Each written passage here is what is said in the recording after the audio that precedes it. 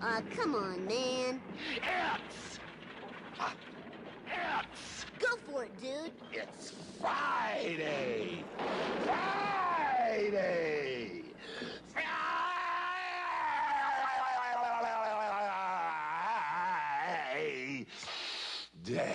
Or it's supposed to be like 9,000 degrees outside today. Or is that this weekend? Or like forever? John, are you there? It's a Freestyle Friday. Thanks for coming by, as you always do. We'll get you set for the weekend.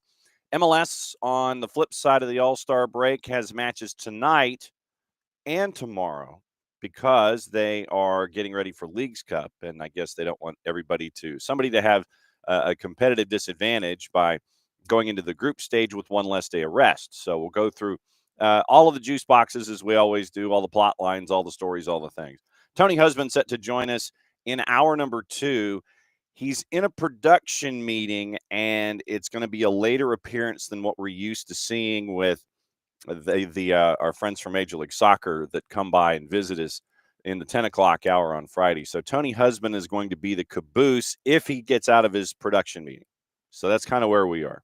We might go a little long if Tony ends up being a little long, but we'll find out what's going on with Tony and his world and his life, and talk a little Nashville, talk a little Atlanta, talk a lot of Major League Soccer. I mean, because that's, kind of where we are, one of those things. So we got all the juice boxes, got all the storylines, got all the transfer stuff. We'll catch up on reports and see if there's anything that has been listed. And like I said, right now, until you get this photo, nothing's happening. Until you get that photo, and I didn't even do it with a pen. So until you get this photo, nothing's happening. But we are obviously going to advance and let everybody know what's going on. Morning, Alex. Morning, David. And so we'll let everybody know what's going on, what the latest is, latest reports, who might be going where, doing what, all those things. We'll go over that. I do have a bit of an opening question mark for opening kickoff, brought to us by our friends at Kickoff Coffee here in short order. But it's another Friday, leads into another Saturday. You got the Euros coming up. You got all the things. We got Atlanta and Seattle, all the stuff. Like I said, that's what we're getting into. And we have put out the bat signal. We'll see if our friends from Beyond Goals Mentoring are not conquering the planet for good. We'll catch up with them at the bottom of the hour as well about what's been going on in their world.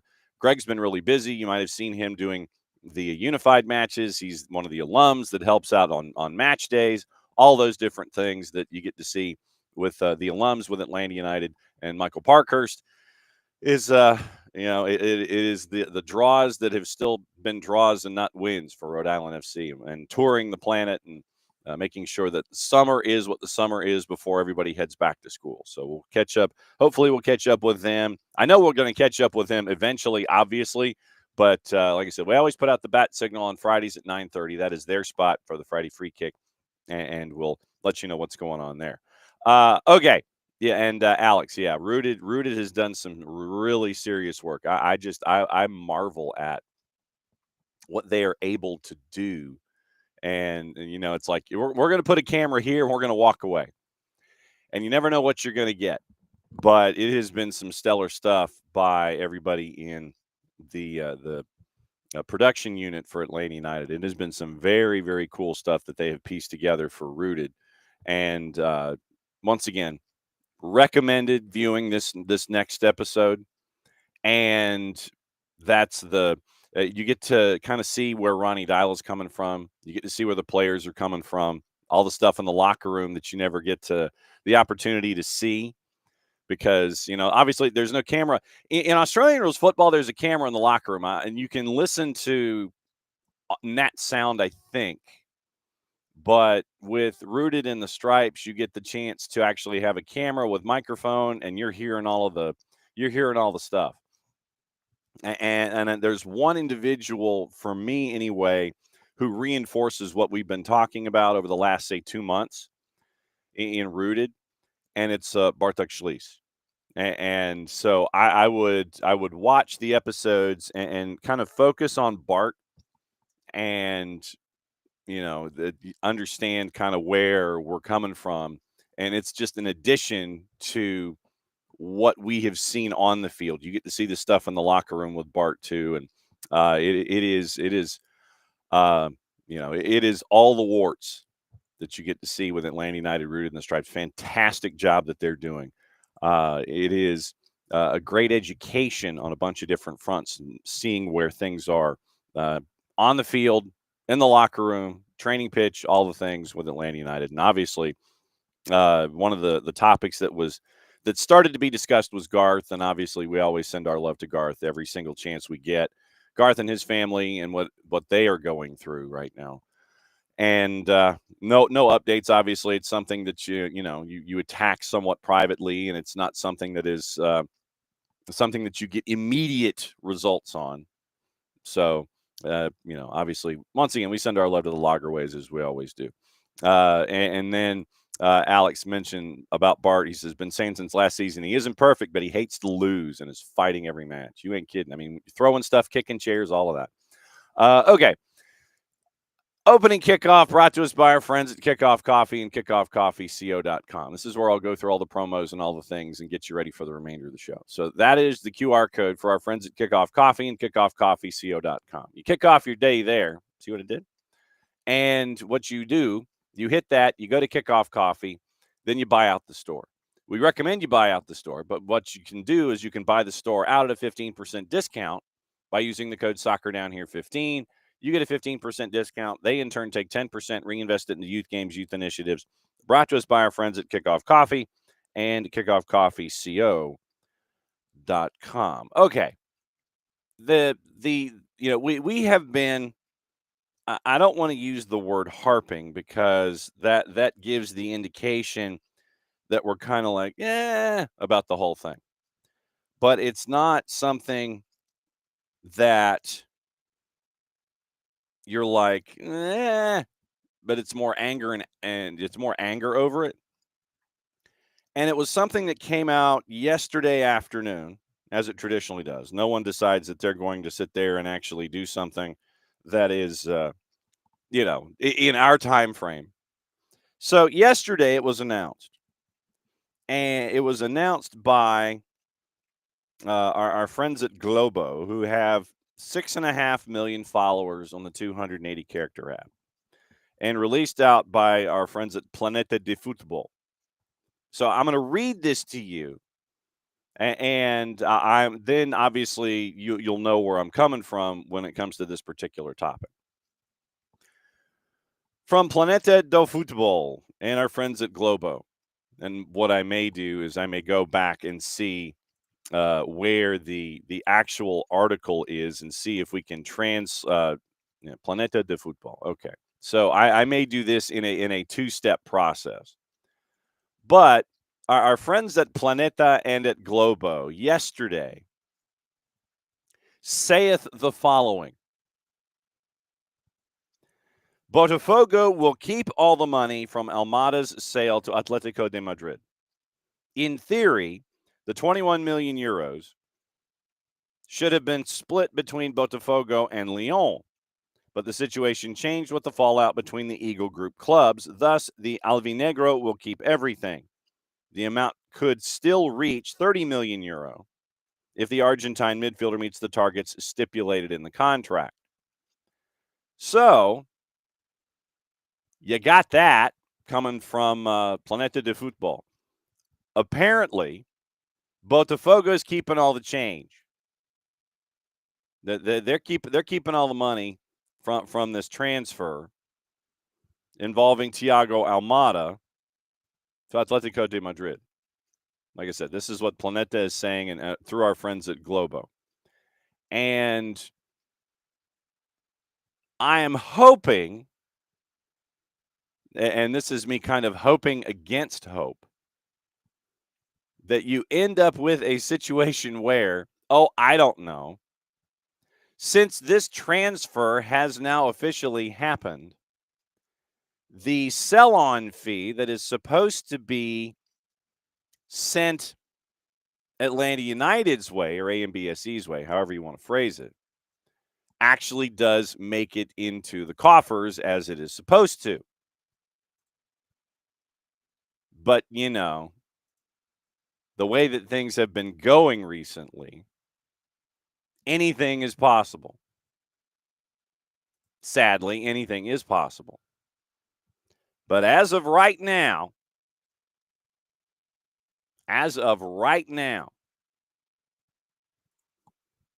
they're keeping all the money. I'm hoping, like I said, I'm hoping that what was it? What did we say? 4 million? We said 4 million that was headed to Atlanta, allegedly, possibly, probably.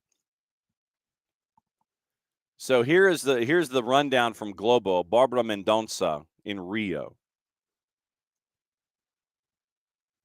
In theory, the transfer fee was supposed to be split, but the situation changed with the split between the clubs and Eagle. After a new meeting, understand what was blocking negotiations. It's a separate story. This means that the Rio club is going to keep all the money. Figure could reach 30. We know this. Okay. Previously, Botafogo, and this is from Globo. This is how they phrase it. Previously, Botafogo and Lyon operated under a single box system, a standard system adopted by John Textor within Eagle Football, his multi-club network. The American, however, stepped down as president of the French club after OL avoided relegation in the country due to financial problems. Since then, he has departed from this routine, and the clubs in the network operate with independent figures. Last week, controlling shares at Aries Management, the investment network that helped Textor purchase Lyon, attempted to remove the American from Botafogo's management. A movement by Botafogo's employees prevented the move. Thus, the Alvinegros surpassed 600 million local in sales in 25. Almada now occupies the position of the club's biggest sale in the window, surpassing Igor Jesus, sold to Nottingham Forest for 20 million euro. Almada played 26 matches, scored 3, provided 2 assists, key role in the CONMEBOL Libertadores and Brasileiro titles. So that is the latest from Globo. So basically, apparently, possibly, probably, John Textor decided that he was going to go from being an entity of, okay, we are a multi-club model, to when things don't go his way, I'm going to keep all the money. I am hoping in this case that since he's decided that he's keeping all the money in this transaction, that he's actually going to pay his creditors what they're owed, specifically Atlanta United. But once again, as we always say in this opportunity, I don't know where Atlanta United is in the queue. Selfishly, I know Atlanta United fans and AMBSE are sitting there going, well, you made a deal with us. We should be at the front of the line. Like I said, I don't know where they are in the queue. You would hope that they're somewhere near the top. I don't know. Maybe John Textor's hanging out at, he's enjoying the nightlife and enjoying the boogie and the disco around Oye. But that's the deal right now as we know it. The money is not going to be split within Eagle Football Group. It's going to stick with Botafogo. But Botafogo's made an ton of money on sales. But how much of it is going where it's supposed to be, we don't know. But apparently John Textor's hanging on to all the money now. None of it's going to Lyon. It's not like a half and half deal. So happy Friday to you at Lyon. I just imagine Michelle Kang is about ready to start throwing chairs. Woody Johnson apparently has also wrapped up his complete and total purchase of Textor's shares in Crystal Palace. That's officially official.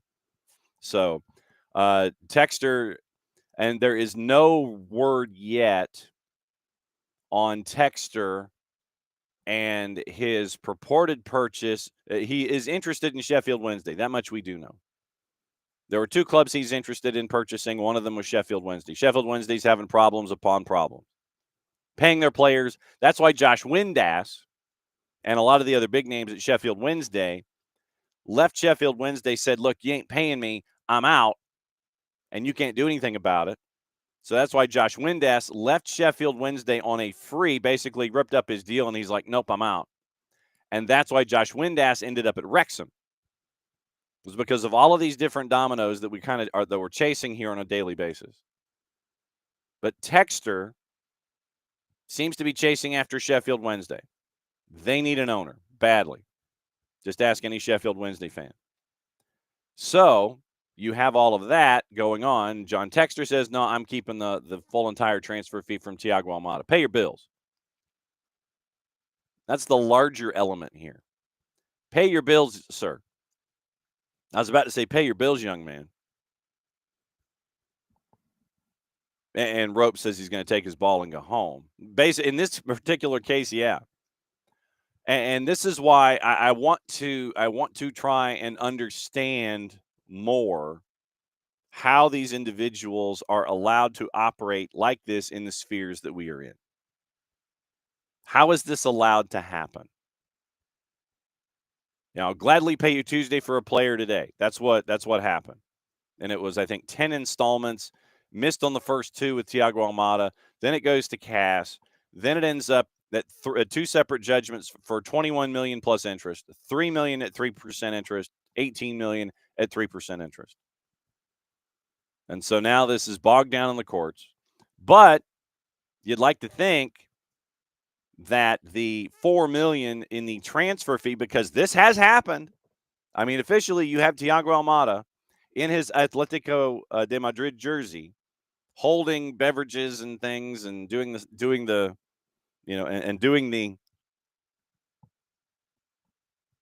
hand over the contract, not signing anything photo. So you're looking at $4 million. This $4 million, we know it exists. I don't think that Atletico de Madrid has a history of being welchers on contracts. We don't have this kind of stuff when it comes to welching on paydays from Atletico de Madrid. Don't have it. At least not publicly through the sphere of journalism, we don't have it. So this $4 million-ish, or whatever the contract was, it exists. So anywhere between $2 and $4 million, depending on what the sell-on fee, it varied in its number. So as we continue to remain vigilant in these kinds of things. Yeah, and that's Sheffield Wednesday does need it that bad, Ropes. They really do. They ain't paying players. They ain't doing things. I mean, literally, it's like they're trying to do stuff. I mean, literally, Sheffield Wednesday is so bad. Sheffield Wednesday's situation is so bad that they can't even have fans in the full Hillsborough Stadium because it is failing inspection and needs to be repaired. I mean, legitimately, Sheffield Wednesday is not allowed to have a full house because of the things that they need to do inside the building. The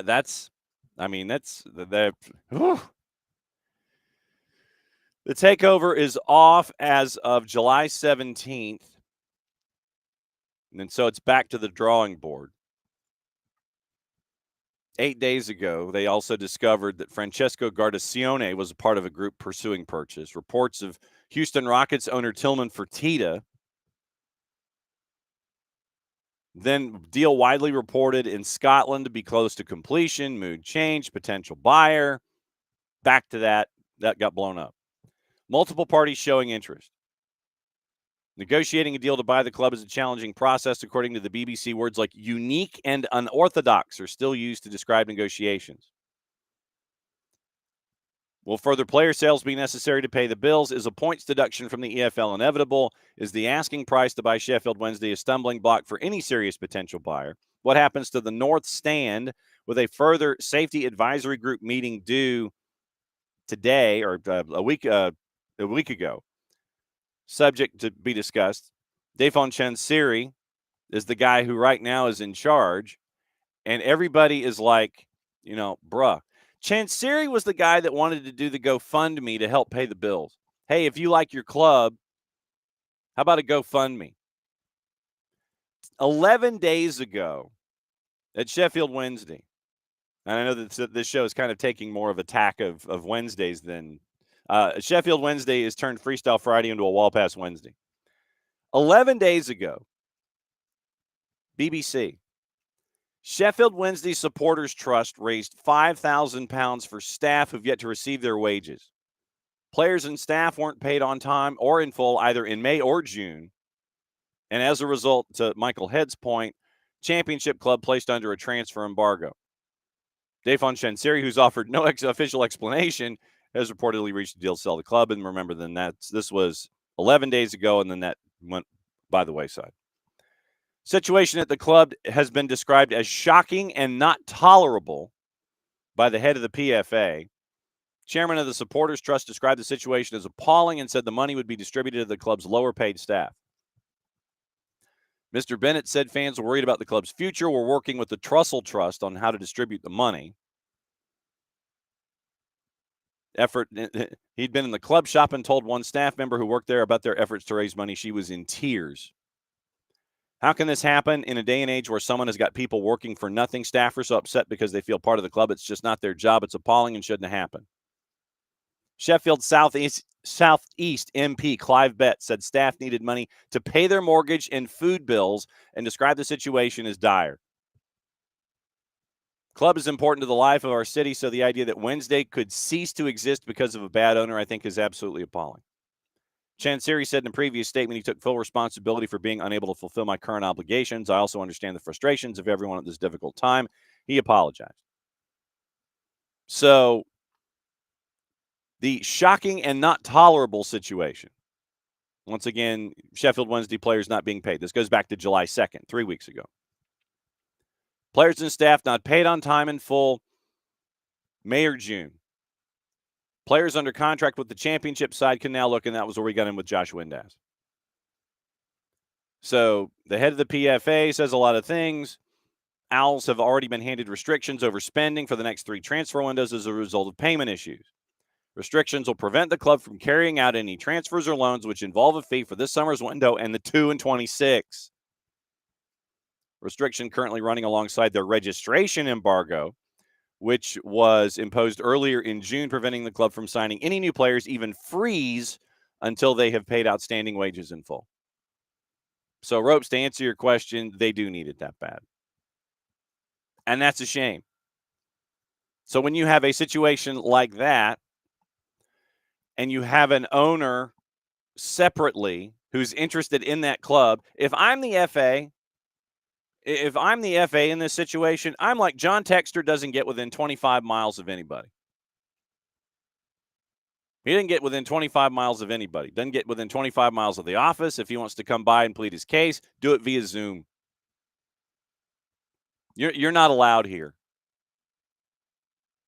And I would like to ask other leagues, and we know that the DNCG, the folks that are the FA of French football, they kind of told Texter, it's like, nah, fam, what you want to do ain't going to work. And so that's why he sold and ended up selling. You have the divestiture in Lyon, you have the sale at Crystal Palace. And so now that John Texter's mad, as Ropes has said, he's taking his ball and going home. But, dude, you owe money to people. And I think what we see these days is, sadly, a lot of owners who feel compelled to sit there and not pay their bills and try to gum things up in the courts to try to find a way to benefit themselves at the end of the road. And I think that I legit, and we know, and this is the thing this is one of the things that gets me. I was about to prop my arm on the desk on my piano here, but it was absolutely. I mean, you look at this, and you wonder, A, who would do business with individuals like this in the future? B,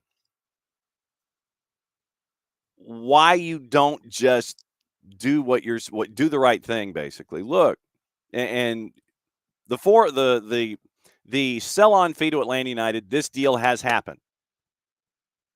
I'd love to know why this, and I'd love to know if, I guess let's start it this way.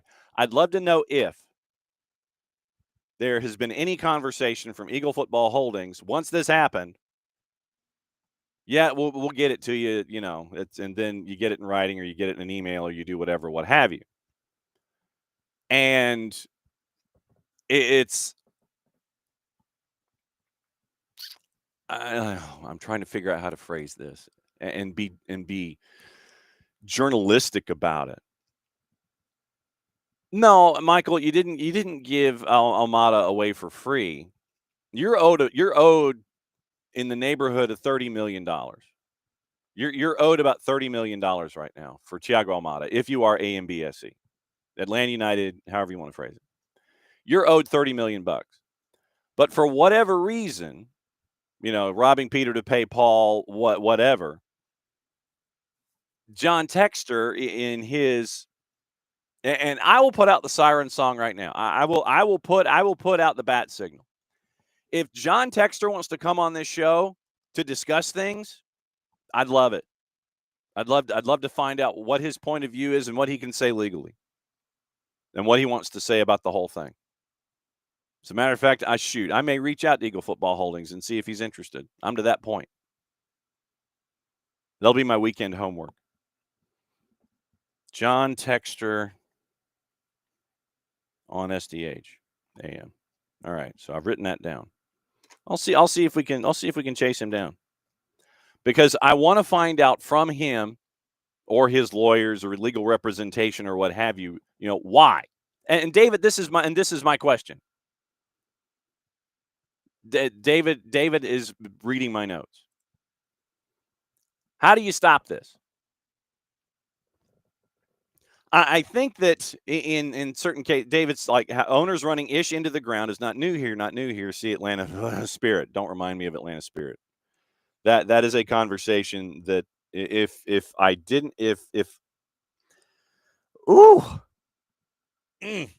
David mentions Atlanta Spirit, and that set me off.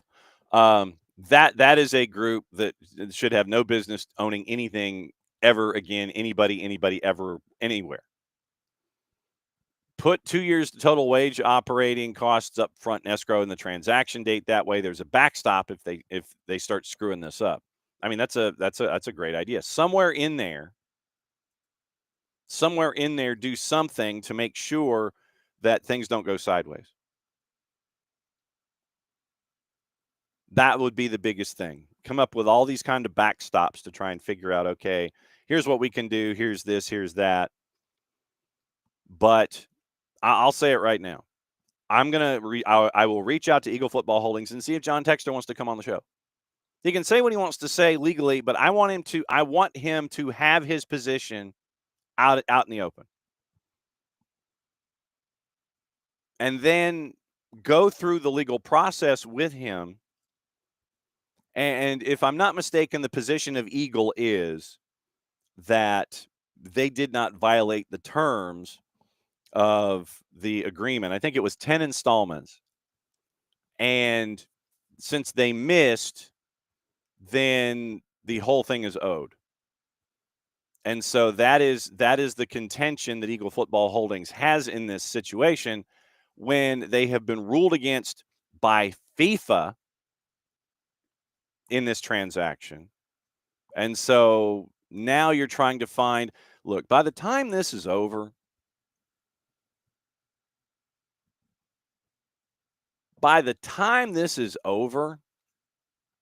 it would not surprise me if John Texter and Eagle Football Holdings spent just as much money in legal fees as they're doing in gumming up this transaction than having the transaction just pay your bills, do your thing. All right, fine. I lost in the battle of legality and let's move on. And so my questions continue to add up. Why do you do this? Are you doing this to prove a point? Do you have the disposable income to do this to prove a point? Could you not have the disposable income to prove a point, hire lawyers, yet still pay off the folks that you owe, still challenge them in court, and then win that money back? If you're that confident in yourself, would that not be something that you could do? From Globo said that they have made a lot of money, Botafogo, in this window. The selling of Igor Jesus, selling of Thiago Almada. I think it's like $60 million between the two of them, like 56 plus add-ons. I would love to know what Botafogo supporters feel about John Textor. I think we kind of know what Lyon supporters feel of John Textor. I'd love to know what Botafogo fans feel about John Textor. I really would. How this continues to happen. I mean, just ask Jess about Dai Young. Sheffield Wednesday, Dafon Chansiri. John Textor seems to be adding his name to that list. If I'm the FA and John Textor wants to be even remotely interested in Sheffield Wednesday, I'm like, nope. Not happening. July the 11th, Yahoo Sports. In an interview with TalkSport, this was discussing all the Crystal Palace stuff at the time. So 2 weeks ago, interested in the takeover of Sheffield Wednesday. UEFA's mad at him. And so now he wanted to move on. For Sheffield Wednesday, Sheffield Wednesday represents the example of what's wrong with English football. They should have the chance to fight for the title every year, but they don't. So John Textor on TalkSport says, for me, Sheffield Wednesday represents the example of what's wrong with English football. They should have the chance to fight for the title every year, but they don't. So for me, Sheffield Wednesday represents the example of what's wrong with English football. An owner that doesn't pay his bills. If I'm reading this correctly, and we can extrapolate this. For me, Sheffield Wednesday represents the example of what's wrong with English football. I would say, once again, beat. That is an owner that's not paying his bills. So John Textor, an owner who is apparently not paying his bills, but because of it being in the legal process, in the appeals process, we cannot say that factually involving Thiago Almada. We can say it factually, but not legally. Because it is in the appeals process, he owes AMBSE money. It has been adjudicated that he owes AMBSE or Atlanta United money. So that, to me, would continue to be an example of what is wrong with football and gumming something up in a legal process. But he feels that Sheffield Wednesday represents the example of what's wrong with English football. Maybe John Textor should get a mirror. I'm just saying. Yeah. So, and then when he had a okay, trying to figure out what the other club was. I thought it was Watford. I thought it was. Sportsboom.co.uk. And you'll find out why I was laughing here in a second. Headline, Sports Boom, a couple days after that the TalkSport interview. American businessman John Textor is confident of buying Sheffield Wednesday. Sources believe his bid is top choice for owner Dafon Chansiri due to Textor's financial stability and experience in English football. Despite controversy with previous team investments, Textor's interest in Wednesday is seen as positive by fans. Neil Golding, Sports Boom. Former executive Fubo TV. Number of individuals and consortiums have expressed an interest in purchasing the Crisis Club. Sources at Hillsborough believe Textor's bid remains the most attractive. This is, like I said, this is 2 weeks ago. Shares in Lyon cost Crystal Palace a place in Europa League and position to push through a quick sale, having disposed of his holdings in both teams. Man, I bet Michelle King is mad. That, coupled with his experience of passing English football's financial tests, that might be another issue. The financial tests has proven particularly attractive to Chansiri, given the ties need to dispose of Wednesday quickly. Made no secret in his desire to purchase either a Premier League or a Championship side outright after investing in Palace, Lyon, and Botafogo. So Wednesday, once again, failing to pay their players and staff on time numerous occasions over the past 18 months. Textor is said to be prepared to advance Chansiri a tranche of money as both a gesture of goodwill and a way of demonstrating his means. Once again, Danny Roll, who is a sought-after manager, failing to report for preseason training on time. CV is not without controversy.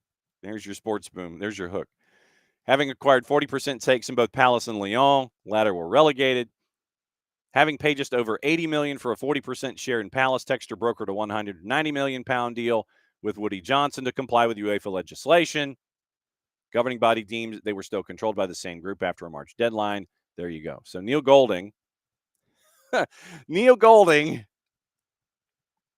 that coupled with his experience of passing English football's financial tests, has proven particularly attractive to Chansiri.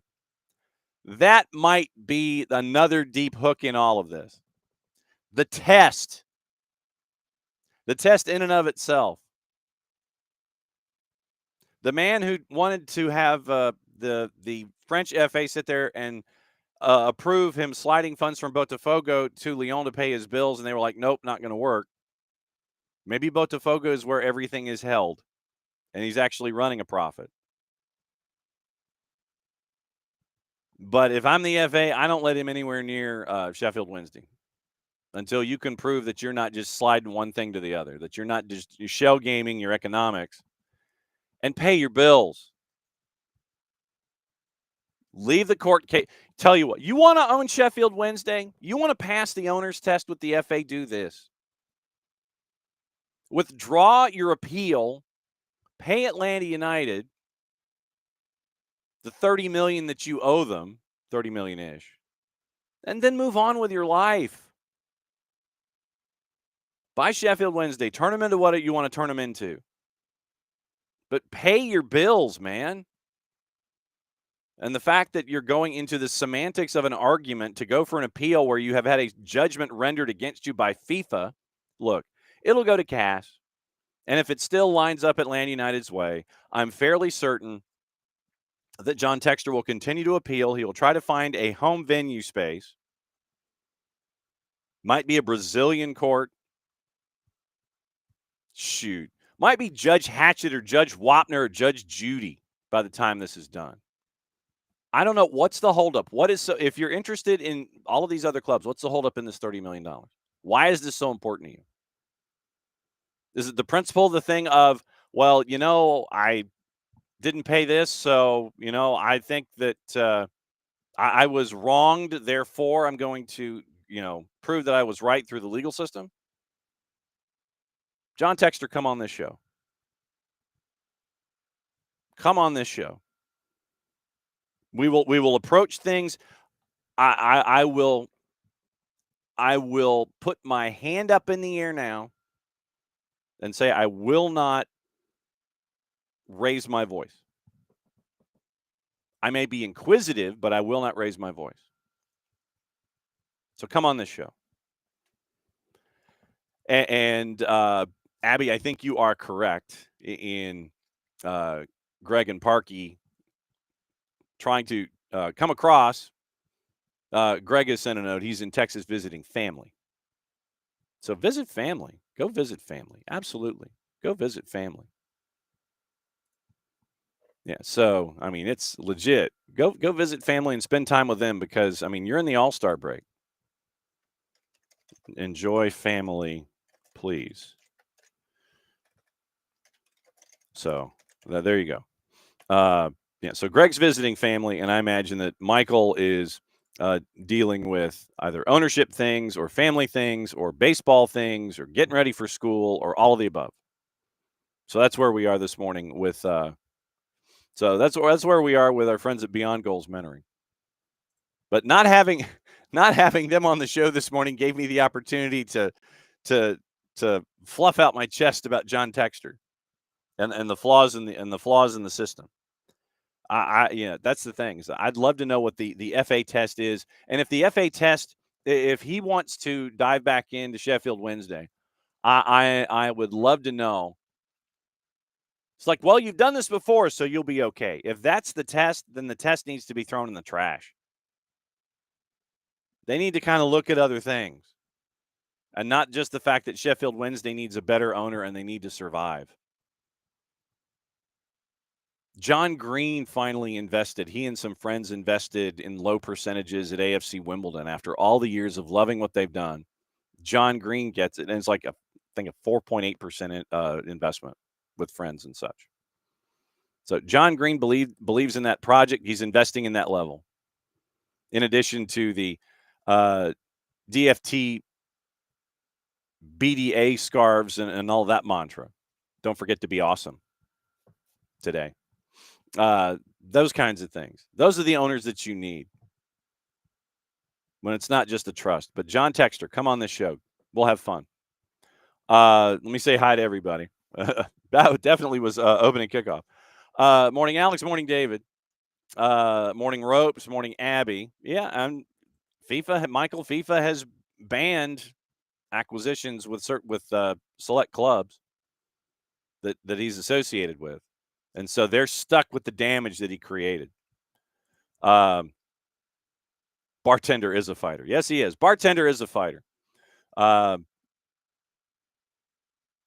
And David wants to know if Sheffield Wednesday can play at Sheffield Sunday's pitch. Oh, maybe on Saturdays.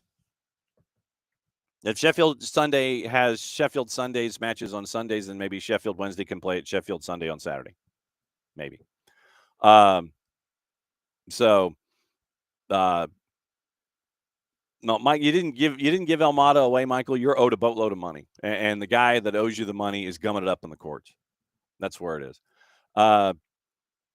So yeah, morning, yeah, Derek, exactly. I'm right there with you. Makes me instantly angry. I'm definitely right there with you. Abby, Greg had a blast handing out ice cream again this year, no doubt. I saw that. And true, you can't be financially stable if you aren't paying your bills. Well, you could be financially stable in Brazil, I guess, and not be financially stable in England or France. And David listens to the John Green pod. Yeah, he loved their story about being built from the ground up, as did I, and that's why I'm a member of the Don's Trust. I can't donate to the extent and invest to the extent that John does, but I've got my Don's Trust certificate on the other side of this monitor, so I'm right there with you. Okay. Let me get through the promos, and we'll break everything down, and then we'll get you ready for the weekend in Major League Soccer, go through all the news, gossip, rumor, and innuendo, what to watch, where to watch it, how to watch it, all those things. All right.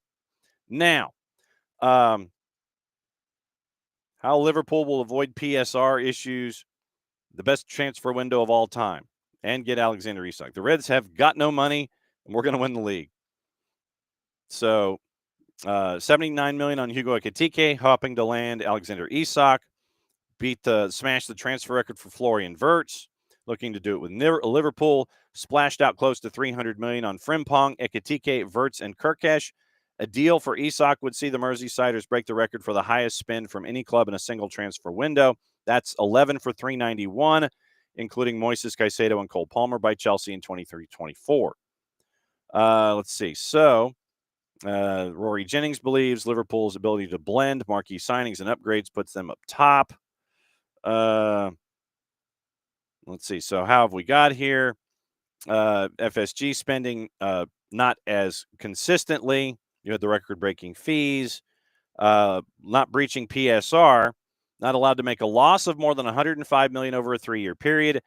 Even less under the UEFA threshold, up to a maximum of 75. Liverpool have never been close to failing PSR. Frugal outlays in recent years have proved particularly beneficial. Chiesa was the only expenditure last year for 12.5. Nothing spent across the past 2 winter windows. Lack of signings did not impact Slut's men, earning $175 million in prize money. Start of August, Liverpool's got a new kit deal with Adidas at $60 million a season. Current partnership with Nike. Factors along that careful approach to transfers are paying dividends now, according to Kieran Maguire. All the things and all the quotes. And so Kieran Maguire mentions they spent £1 billion less than Chelsea in the same period. Do Liverpool need to sell to afford Isak? Made it clear they're willing to sell Darwin Nunez, although their $60 million asking price put Napoli off pursuing a deal. Other possible departures include Harvey Elliott, who Liverpool value in excess of 40, and West Ham target Tyler Morton. Bayern Munich also keen to prize Luis Diaz away from Merseyside. A bid of about 60 was rejected. British outlay on Isak could theoretically be completed without any of those sales or other signings, similar to how Chelsea spread the cost of $200 million in Enzo Fernandez and Caicedo through amortization. So if they sign Isak for 150 and signed him to a 5, only 30 of it counts a year. And so that's what your total amortized costs added to Liverpool's balance sheet for 25-26 would be in the neighborhood of 60 to 70 million pounds. So there you go. All right. All the things, all the stuff, all the promos. Okay, real quick. Go to Eventbrite, look up the event that is going on a week from today at the Brew House, celebrating the Premier League coming in from 4 to 9. Maddie is going to be there. She's going to be talking to fans of all 4 clubs. Egan is going to be there, and he's going to be talking to Manchester United legends. The trophy will be there for about 90 minutes to be displayed. You're going to have activities inside and outside, 4 to 9 at the Brew House a week from today. Be there. It's going to be fun. So we'll all be there talking about stuff, doing things, and it'll be a fun way as summer series is coming in, not this weekend, but next, to get you ready for everything going on in the Premier League. But Brew House, week from today, go to Eventbrite, go to the Brew House website, then be sure to sign up, get your tickets, be in the door. We'll see you there. Marshall Islands is a couple of weeks away from their first ever Outrigger Challenge Cup. Them, Turks and Caicos, U.S. Virgin Islands, Ozark United's U19s. They've got their second Kickstarter project up to try to help pay the bills. They got the teams there. They're trying to pay bills now. And so go to the Kickstarter campaign. We'll try and have Lloyd Owers, the technical director and head coach, have him on at least one more time before that week in Arkansas. And I've got scarves on the other side of this door. All the gear comes from England. All the scarves come from us, other side of this door. So you got that. So Marshall Islands Soccer Federation. SoccerDownHere.net's got all your SDH gear. You can invest there and be a part of everything at SDH, where all of our SDH gear, including our Attack and Ruckus re-retrified gear that Jason has artified. Then you can go to Olive and York. You can get our first ever jersey. It is navy blue. You can decide on your lettering, either in white or the secondary blue, the Carolina blue, Columbia blue, double blue, however you want to phrase it. Consult with Alex and Abby and find out which one you want to go with the jersey. Our friends at Olive and York. That helps out our Soccer for Good projects in 25. Also, what helps out our Soccer for Good projects in 25 is our friends at Grady Baby. Soccer is just better in Atlanta. The Golden Boss saying on either red or black, sweatshirts or T-shirts. SDH Network logo on one cuff, Grady Baby logo on the other cuff. Proceeds of that go to help out middle school soccer programs attached to the Atlanta Public School System. So that's where that is when it comes to those two particular things. Other promos, you can join our friends at Fanatis, fntz.co/soccer down here. You can watch Libertadores, Sudamericana, Ecuador, Colombia, all the BNs, which get you pretty much across the planet. I was watching Honduras and Guatemala the other day, and you can get WAFCON, AFCON, Sudamericana, Libertadores, all the things. You get all the BNs, Nuestra Tele, CDO, For the Fans, Liga 1 Max Pro, TVV, all of the things. You can get it at Fanatis, fntz.co/soccer down here.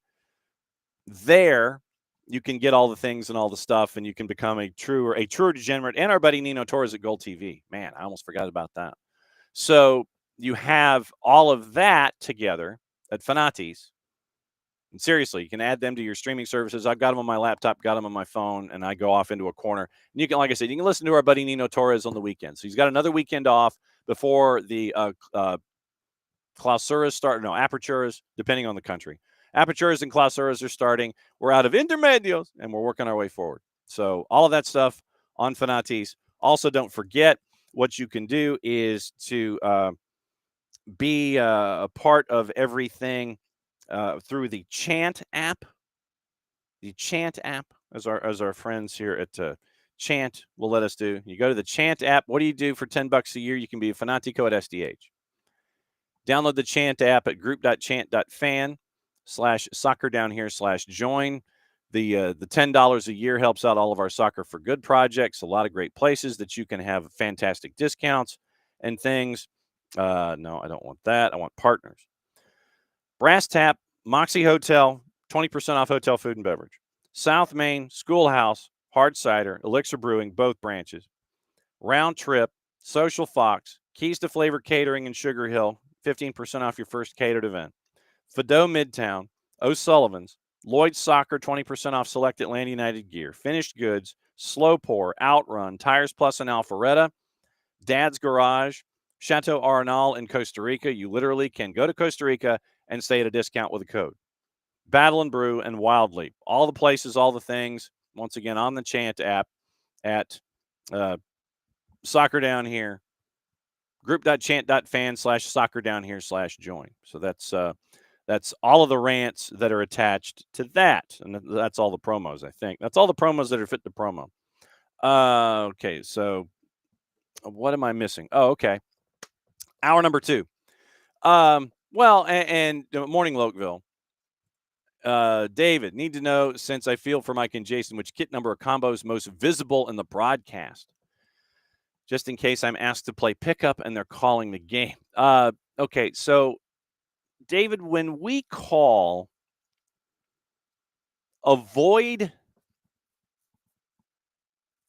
8s and 5s, 9s,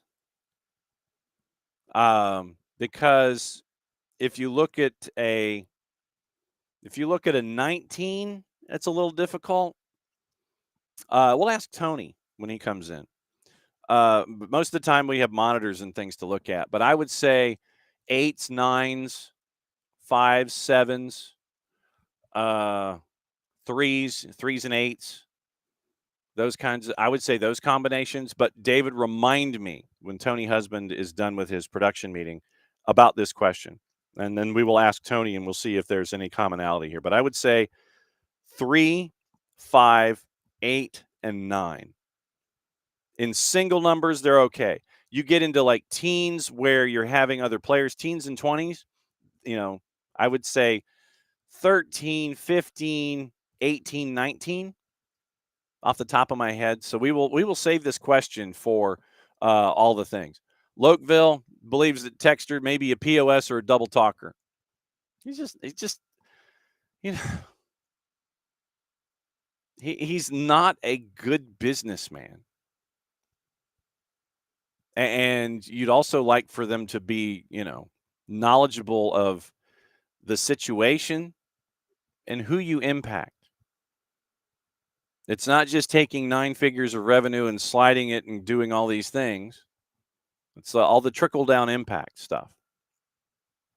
So, like I said, I will effort at some point. I've got to find a way to go through Eagle Football Holdings. And look, they can tell me no. But I'll go through all of the dynamics, and we'll sit there and we'll go through Eagle, and we'll let everything lay out. Okay.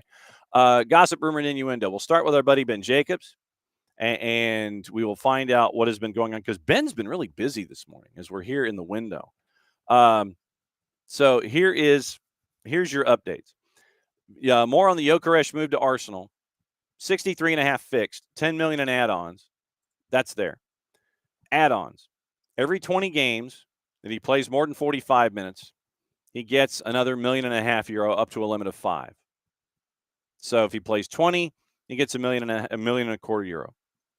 Plays 40, €2.5 million. If he plays 80, he gets 5. Every 20 goal contributions, €500,000 up to a limit of €1 million. So basically 20 to 40 up to 20 goal contributions, €500,000. 20 to 40 million euro, 20 to 40 million goal contributions, €1 million. What happens if it's more than 40? Every seasonal qualification for the Champions League phase, €1 million up to a limit of 4. That's the length of the deal. Liverpool have only received, according to Alex Crook, 1 official bid for Diaz so far from 70, rejected. Bayern still pushing, ready to go higher. And they made contact again today. Newcastle working to try and agree to personal terms for Benjamin Sesko. Leipzig prepared to sell, but not an easy deal for Newcastle to structure. A bid is anticipated. Seshko's a long-standing target. Victor Gyökeres has decided to take Thierry Henry's 14 at Arsenal. Thierry Henry's 14 goes to Victor Gyökeres. That's brave. That is brave, sir. Woo! Brave, brave, brave. Ooh, boy.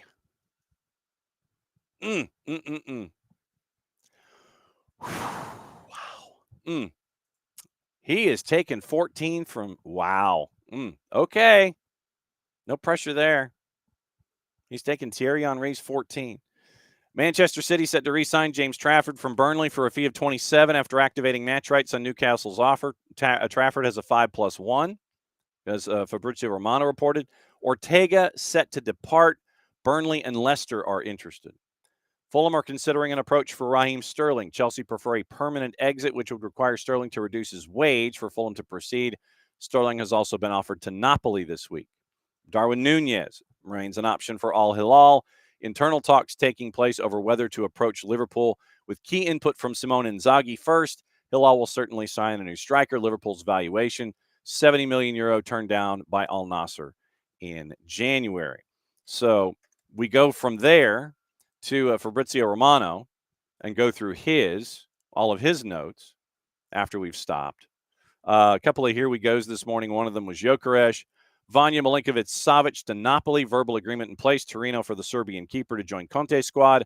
He said yes to Milinkovic-Savic said yes to Napoli in June. Fee of €21 million to Torino paid in 4 years. Maxime Esteve signed a new deal at Burnley, understanding it's going to be valid till June of 2030. Received 3 approaches for the defender who could leave in 26. Now you control the asset till 2030. Deal with Spurs was never concrete. Links wide of the mark. Villarreal signed Tejan Buchanan from Inter on a €9 million deal, plus a 20% sell-on. Documents being prepared, medical over the weekend. Koshalaspor has agreed to sign Anthony Jamal Jikesteel, who left Middlesbrough, 2 years plus an option. We mentioned the Milinkovic-Savic. Once again, Isak wants Liverpool, according to Romano. Priority as reported. No talks with Al Hilal, Chelsea, or Manchester United. So, sorry, Alex. Keep an eye on Isak to Liverpool. Newcastle ready to present their package to Seshko. My guess is Seshko in, Isak out. Galatasaray Napoli at the signing stage for all documents of the Osimhen deal. Lawyers are working to get the agreement formally sealed over the weekend. Here we go, confirmed from Fabrizio Romano. So Villa have also rejected an approach from Manchester United for Dibu Martinez on a loan deal. I would too. Manchester United still deciding internally with experienced keepers and young keepers as options. Lamens from Royal Antwerp remains one of the big names. Andrea Pirlo signs in as the new UAE club United FC head coach, and the agreement is done with the Dubai side. Wesley to AS Roma is a here we go. New right back for Gasparini. Roma and Flamengo are exchanging documents. So a couple of here we goes. Flamengo now closing in on Samuel Lino from Atletico Madrid for €25 million. So that's the early here we goes on the rundown. Let's check the other gossip, rumor, and innuendo, courtesy of our friends at the BBC, and see what they have for papers and what we're looking at. Al Hilal, and this is from TalkSport, looking for the bid for Isak at more than 130. Chelsea, Manchester United ruled out a move for Isak, with the latter having spent big on Mateus Cunha and Brian Mbeumo, 4-letter paper. Let's see. We talked about Seshko to Newcastle. Villa have told Manchester United Ollie Watkins not for sale, despite interest in the Englishman from the Old Trafford club. Newly promoted Leeds have agreed with Lyon for keeper Lucas Perryworth for £15.6 million, expected to undergo a medical at the preseason camp in Germany, 4-letter paper. Mentioned Bayern Munich and Luis Diaz. Liverpool have offered Ibrahima Konate a new contract to fend off interest from Real Madrid, who want to sign him this summer or next. Let's see. Harvey Elliott open to leaving Anfield. Spurs are considering a $15 million, and this is the 3-letter paper, and we talked about this yesterday. Spurs are considering a £15 million offer from LAFC for Yeon-min Son.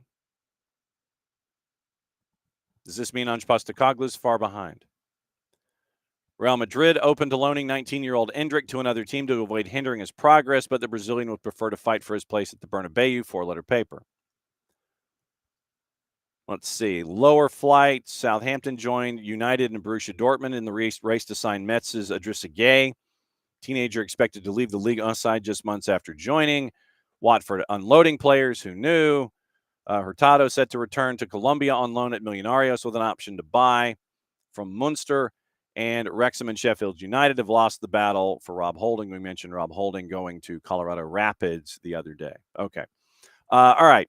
Let's get into all of the juice boxes and things for Major League Soccer coming up this weekend.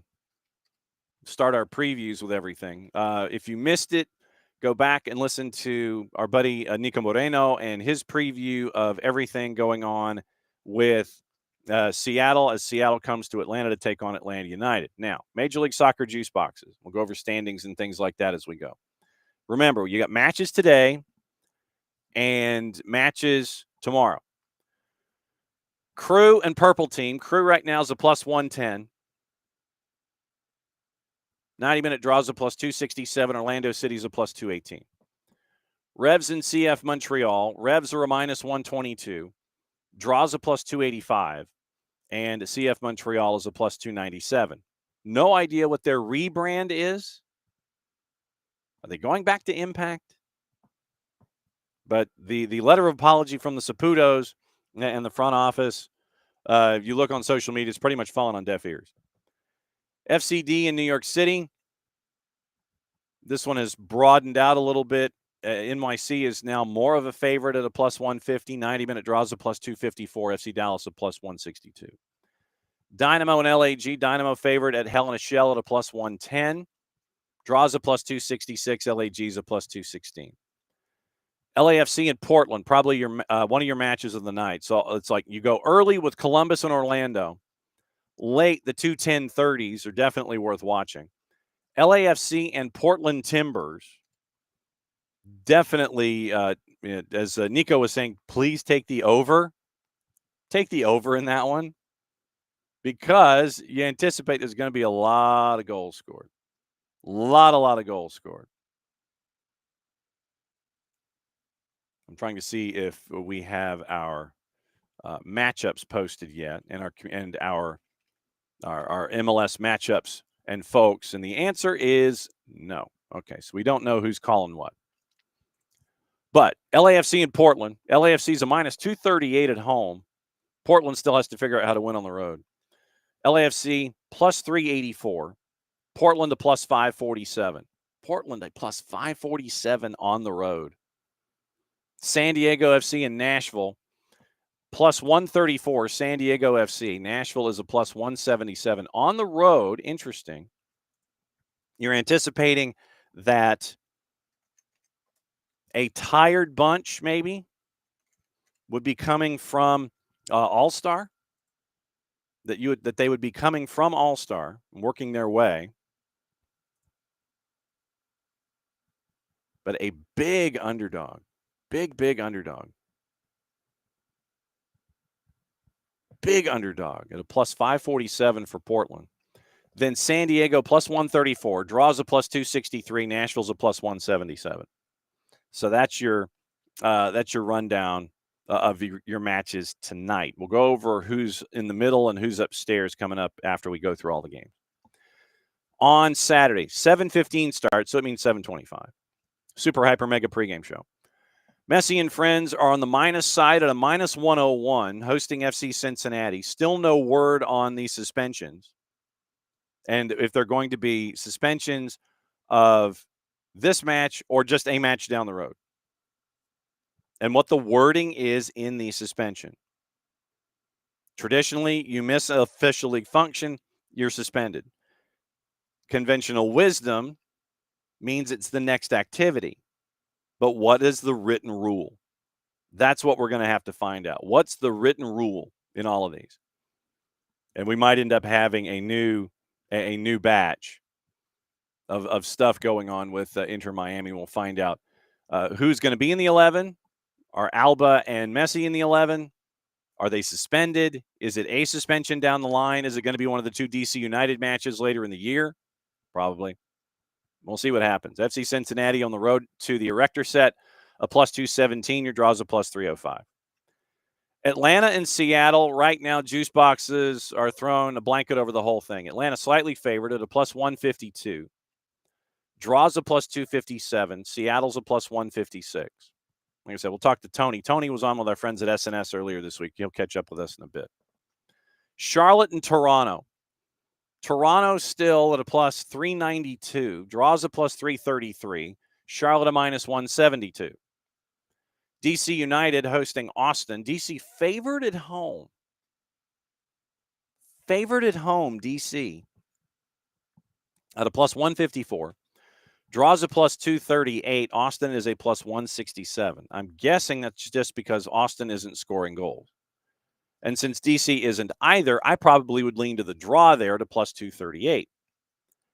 Philadelphia and Colorado. Philadelphia, big favorite, obviously, at a minus 169. Plus 334 on the draw. Colorado basically a plus 400. 395 in the composite. Chicago and Red Bull. Chicago minus 108 hosting Red Bulls at your first 840 start. Plus 281 on the draw, and the Red Bulls are a plus 256. All Caps a plus 168 against Minnesota United at Energizer Park at the Pink Palace. Draws a plus 254 in Minnesota United. Your Loons are favored at a plus 147. RSL and San Jose, take the over. I don't care. Take the over. RSL's favored at a minus 106. San Jose on the road, a plus 241. Morning, Jordan, by the way. I think the matches are for Leagues Cup. So Leagues Cup starts. Some folks start earlier. Some folks start later. You want them to have equal rest. RSL minus 106. Draws a plus 294. San Jose's a plus 241. Vancouver hosting Sporting Kansas City and Carey Z. Minus 217. Draws a plus 369. Sporting Kansas City's a plus 513. So I mentioned the total at RSL in Vancouver.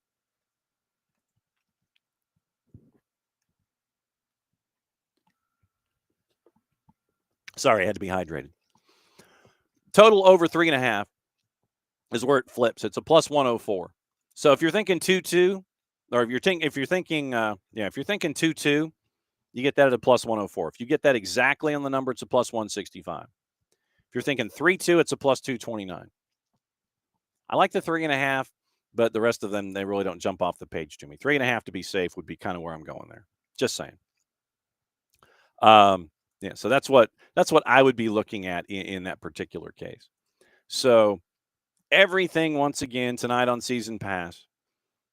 The 7:15 Messi and Friends match with Cincinnati is also on FS1. That's why you're listed at 7:15 when it's probably really 7:25. Big FOX comes on the air at 7. Then they'll push through everything, and so 7:25, that'll be your kick. So it won't be too far detached from everybody else. Apple TV Plus has DC United Austin, Philly, Colorado, St. Louis and Minnesota, Salt Lake, San Jose, Vancouver, and Kansas City. Season Pass only. Chicago, New York, Charlotte, Toronto, Atlanta, Seattle, and all of the matchups on tonight. The 2 at 7:30, the 2 at 8:30, the 2 at 10:30. So that's what you're staring at there. Standings in Major League Soccer. Eastern Conference, it is right now Cincinnati, and this is 24 matches played for the most part. Messi and Friends are lurking in the weeds. They have 3 matches in hand. Cincinnati is at 48 points. Nashville and Philly are at 47, identical records, identical goal difference. Nashville is second because they have scored 2 more goals. So you go from wins to goal difference to goals scored. Third tiebreaker right now. That's fun. Third tiebreaker, Nashville and Philly tied at 47 points. Columbus is at 44. They've all played 24 matches. Messi and Friends have 3 matches in hand. They're at 41 points. They win all 3 of those matches. They're at the top of the ladder. In theory, if they win 2 and they would be tied, they would have an equal number of wins. They would go into the tiebreaker. They would have probably a better goal difference. You wouldn't have to go to tiebreaker number 3. Orlando, 24 matches, 38 points. Charlotte's at 35. Match in hand for NYC at the 8th spot. They're at 35 points. Red Bulls, 24 matches, 33 points. That's your play-in. Your play-in would be a Hudson River Derby. 10th right now, Chicago at 32. And these are folks that have 23 matches. Chicago's at 23. Matches played in 32 points. Revs at 25. Toronto's at 21. Atlanta's at 20. DC United is at 19 points in 24 matches in Montreal. 3-15-6. 15 points, 24 matches, 45 goals allowed. DC and Montreal have scored the same number of goals. They've given up the same number of goals, separated by 4 points. When DC loses, they lose big. Western Conference, San Diego, 43 points, 24 matches. This is a little more chaotic. San Diego, 43 points in 24 matches. Vancouver has a match in hand, and they are at 42 points. Minnesota, 24 matches, 41 points. So you've got 2 points separating the top 3 teams, although Vancouver's got a match in hand. They're in the middle. Chase Group, Seattle's at 37 points, 23 matches. LAFC matches in hand because of CONCACAF and such. 21 matches played, 36 points. Portland, 23 points and 23 matches, 34 points. Colorado, 30 points. They've played 2 more matches than Austin. They have the same number of wins, and they have a 1 goal better goal difference. I imagine that could change unless Austin completely loses those 2 matches that they have in hand with Colorado. Your 8-9 would be Austin and San Jose. San Jose right now, they've scored 46. They've given up 42. San Jose, by the way, fairly consistently inconsistent. At home, 3-3-6. Away from home, they've won more matches. Salt Lake is your 10 at 28 points at 23 matches. Houston's at 27. Dallas at 25. Sporting at 24. And then you have all caps at 18 at 4-13-6. And LAG at 3-14-7. 24 matches, 16 points. The Galaxy, by the way, still have yet to win on the road this year. They are 0-8-5. Atlanta 0-7-4 away from home, just for full disclosure. 4-4-4 at home, 0-7-4 away from home. So that's your standings, that's your rundown, and that's your juice boxes with all the things involving Major League Soccer. Like I said, Tony Husband is in a production meeting right this very second, and whenever he can be extricated from same, then he can come and join us. We mentioned, I think we're caught up. We got a couple. We mentioned Njabalu Blom going from all caps to the top-level Vietnamese club. Austin yesterday signed Serbian defender Mateja Djordjevic from Baša Topola in the Serbian division. 22-year-old center back under contract through 28, option for 29, occupying a U22 in an international slot.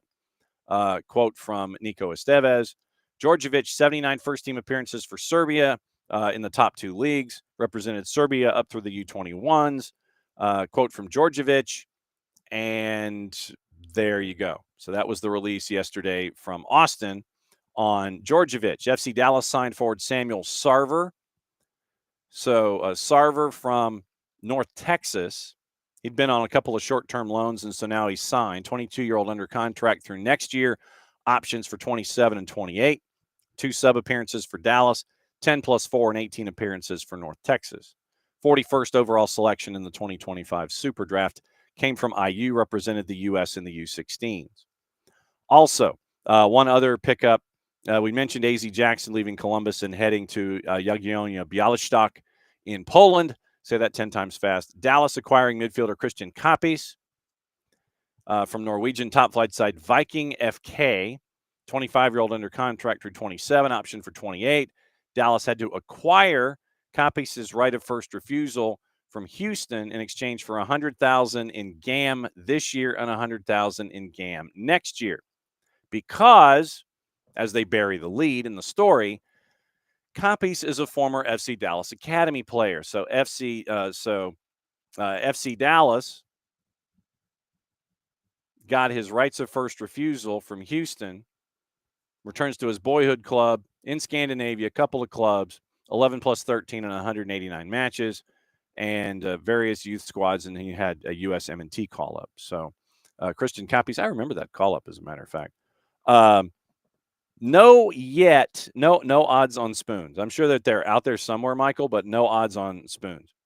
Let's see. So Jordan was using flight radar to track Seattle. Apparently, they came in yesterday. They may train at Children's Healthcare of Atlanta. Actually, let me see if I can find that out, because I'm fairly certain that I get their emails. So let me see if I can find. Let's see. Seattle. So Sounders. Where are?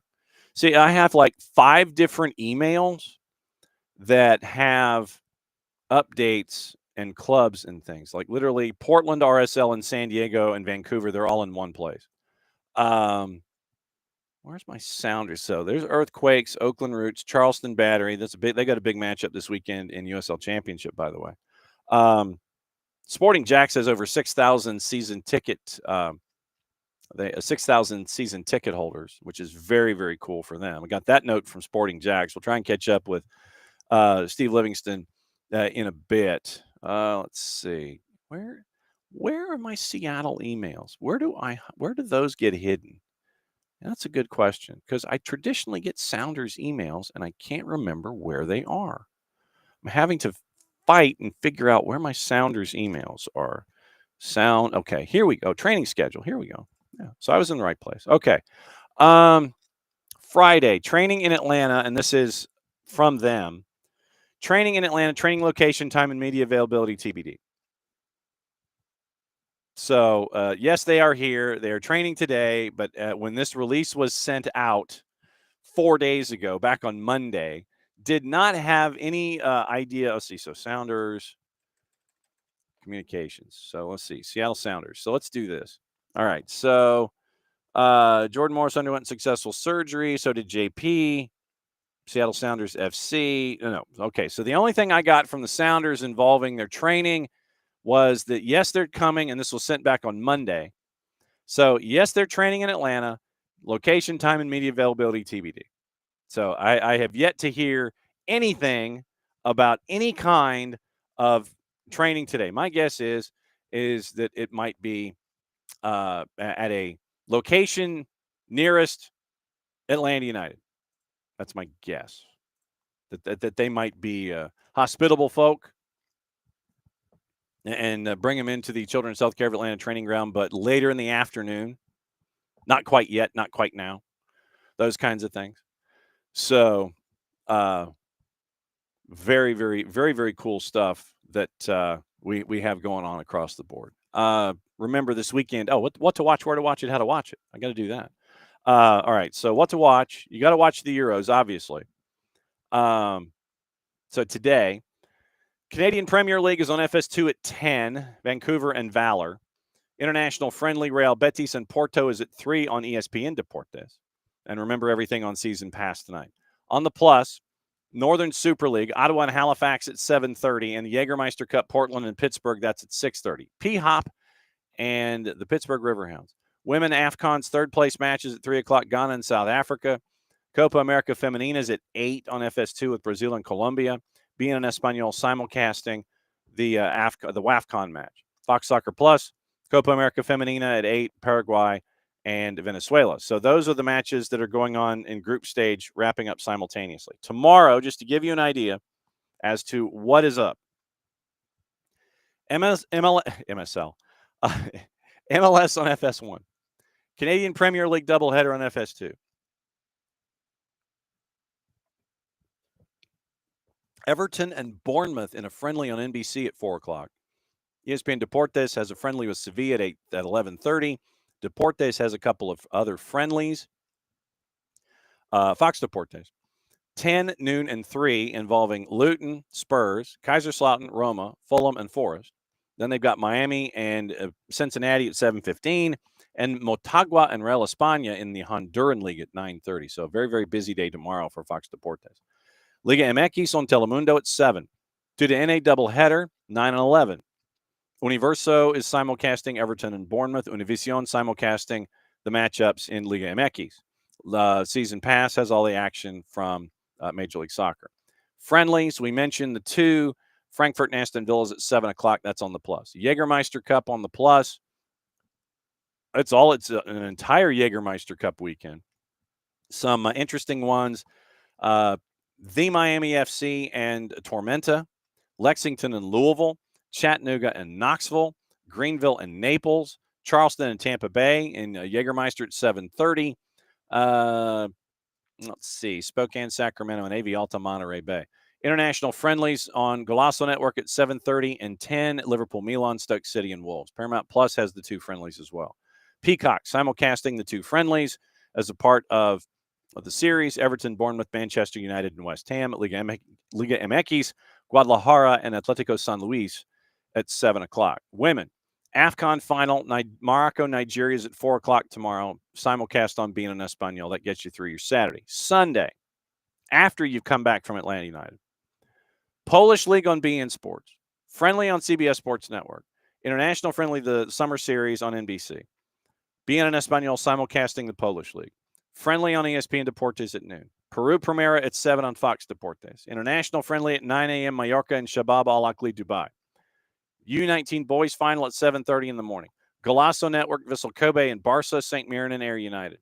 And simulcast on Paramount Plus. Women, the Euro final, 3 o'clock. England and Spain. ESPN Plus, the U19 girls final at 10:30 in the morning. So that is your weekend of watching stuff. No lie. That is your weekend of watching stuff, and that's a lot of stuff. What was it? What was the other? Yeah, we need to check on gossip, rumor, and innuendo involving Atlanta transactions. So let me go and check out Better Call, and we need to check out Alzate. So let's go on to the 280 character app and find out if there is anything different. We'll find out if there's anything different going on with all the things. But we do have a picture up with Ina Mihai. He is wearing number 4. So as of 10 o'clock this morning, the picture's out. Mihai is styling and profiling in the Atlanta uniform. So you got that. So that's what's going on with Mihai. And I'm guessing he's going to be getting some. He's probably going to be getting some minutes at the back. How many? Don't know, but we'll certainly find out. All right, so let's do the Steven Alzate search and see if there's anything in the latest there. So once again, it had been linked at 1.5 million plus add-ons, and you have folks who are analyzing Alzate's game. Came in on a free. Updating any updates. It doesn't look like there are any updates, and we'll take a peek on Bear Call coming up in a bit. Okay. It is that time where we welcome folks in to the hour of chaos. It is the hour of chaos, the last hour of the week, and he got his hall pass. He either got his hall pass or the period's over, the bell rang, and he's out the door. We'll ask him. Well, Tony Husband comes into the hour of chaos here on SDH AM. So, Tony, are you like out, done, and gone, or did you get a hall pass? What's up? Well, I know we had to push this back slightly, but I had an appointment with Brian Schmetzer on a Zoom call. So I thought it would be best to talk to him first, and then I could come on and talk to you guys. I would be far more educated as we look ahead to the weekend. So, he asked, ... How is Brian Schmetzer, Tony? Oh, he's pretty good. I think he feels pretty good about his team right now. They're doing all right. They're dealing, obviously, with the recurring Jordan Morris injury saga, which has been the story for him, sadly, this year. But they're in pretty good shape, and I think they're a team that's kind of rebounded very well from Club World Cup and the experience of playing in that tournament. And they come into Atlanta this weekend, I think, in a pretty confident frame of mind. One of the things I know that is a concern for Seattle is minutes from Obed Vargas and part of the Roldan family. And Brian has said, hey, man, I'm trying to get him breaks. He hasn't been able to get him breaks. How different a starting 11, say, from last week, are you anticipating with all of the injuries, folks going in, folks coming out, and minutes accrued? How different a starting 11 are you looking at here? Well, I mean, I would suspect that there's a couple of kind of obvious players you would suspect are gonna be in. I mean, if Jackson Reagan's available, more often than not, you're going to see him come back. He was suspended last week. There's also a slot available for Nuhu, who comes back from a 2-game ban, so you could look out for him coming back in. Now, very interestingly, of course, Mazowski came off the bench last week, scores a couple. Jordan Morris goes out injured. So Mazowski's having what Brian Schmetzer has referred to as a career year. So you would be surprised if he doesn't plump for him to lead the line again tomorrow. And then Pedro de la Vega, who is finding some form and was outstanding and instrumental in that victory over San Jose last week. I mean, you put in a performance like that, even though he hasn't been a regular starter at times this season, you've got to think that he's knocking on the door to be a regular starter and to get opportunity at Atlanta tomorrow. So, I mean, I wouldn't suspect there's going to be too many changes or too many surprises from this Seattle group. They're going into another spell, obviously, with Leagues Cup as well. So they've got a lot of games. They're only really 1 game behind in MLS on most teams. So their fixture congestion isn't too bad when it comes to MLS. But, they're a team that knows when to hit the right path late in the season consistently. They've done it year after year. And everything right now is pointing towards them doing that for this year.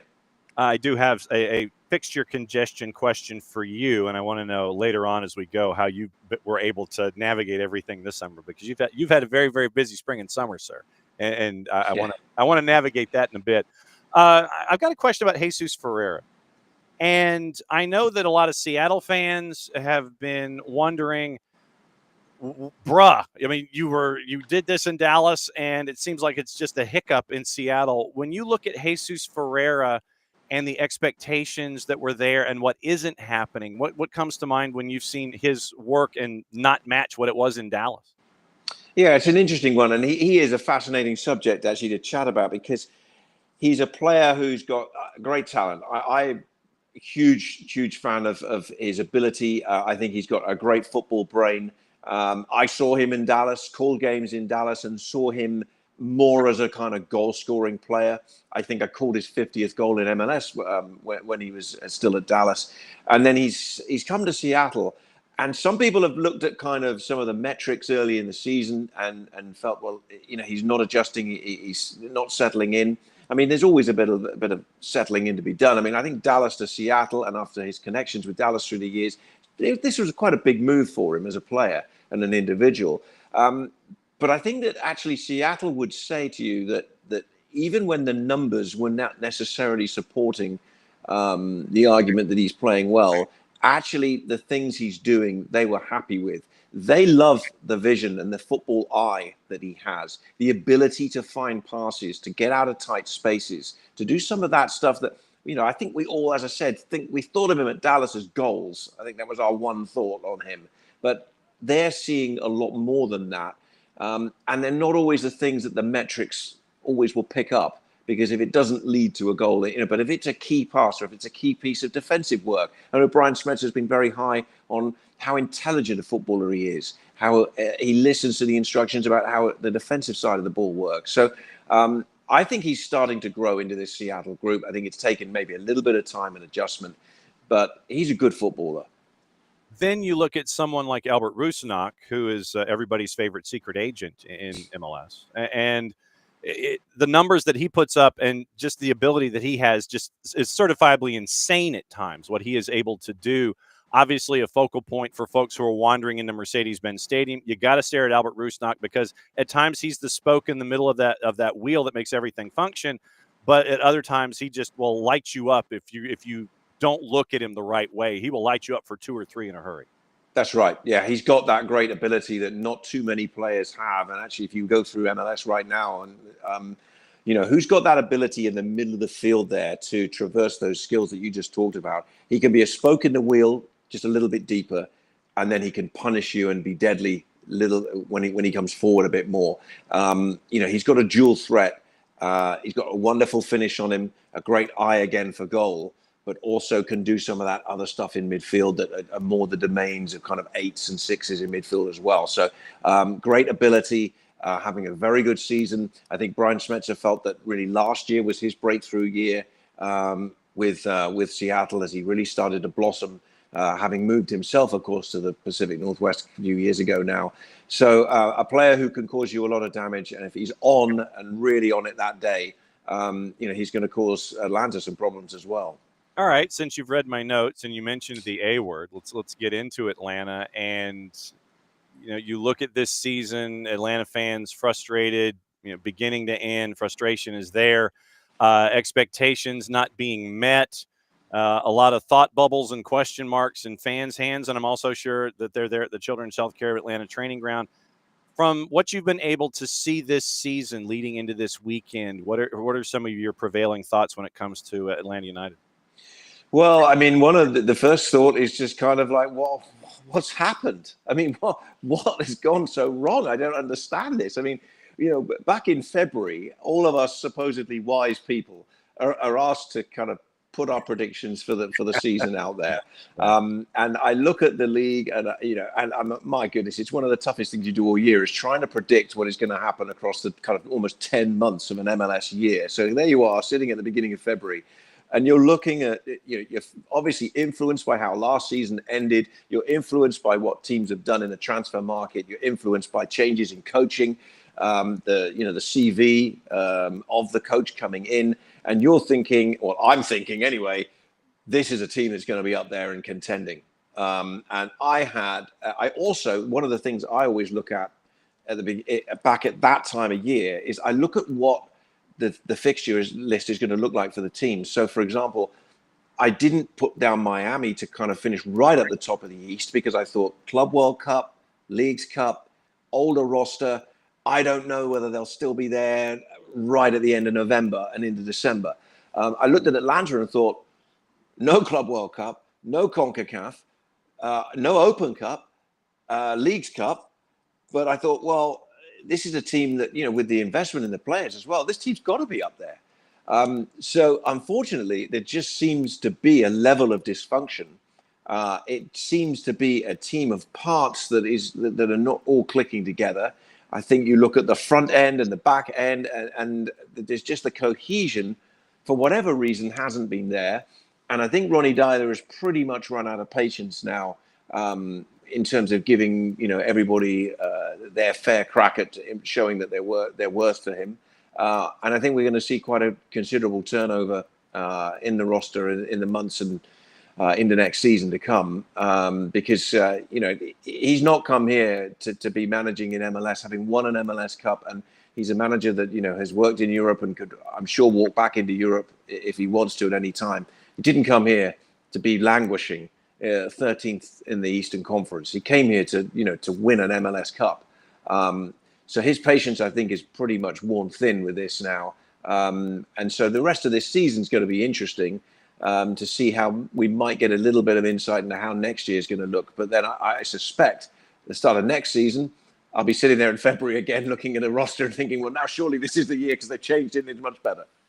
Tony Husband, AppleTV, getting ready to break down everything with Seattle and Atlanta for us as he is fresh off of his conference call with Brian Schmetzer, where he got all of the intel, none of which he can share until the whistle blows on Apple TV and MLS Season Pass.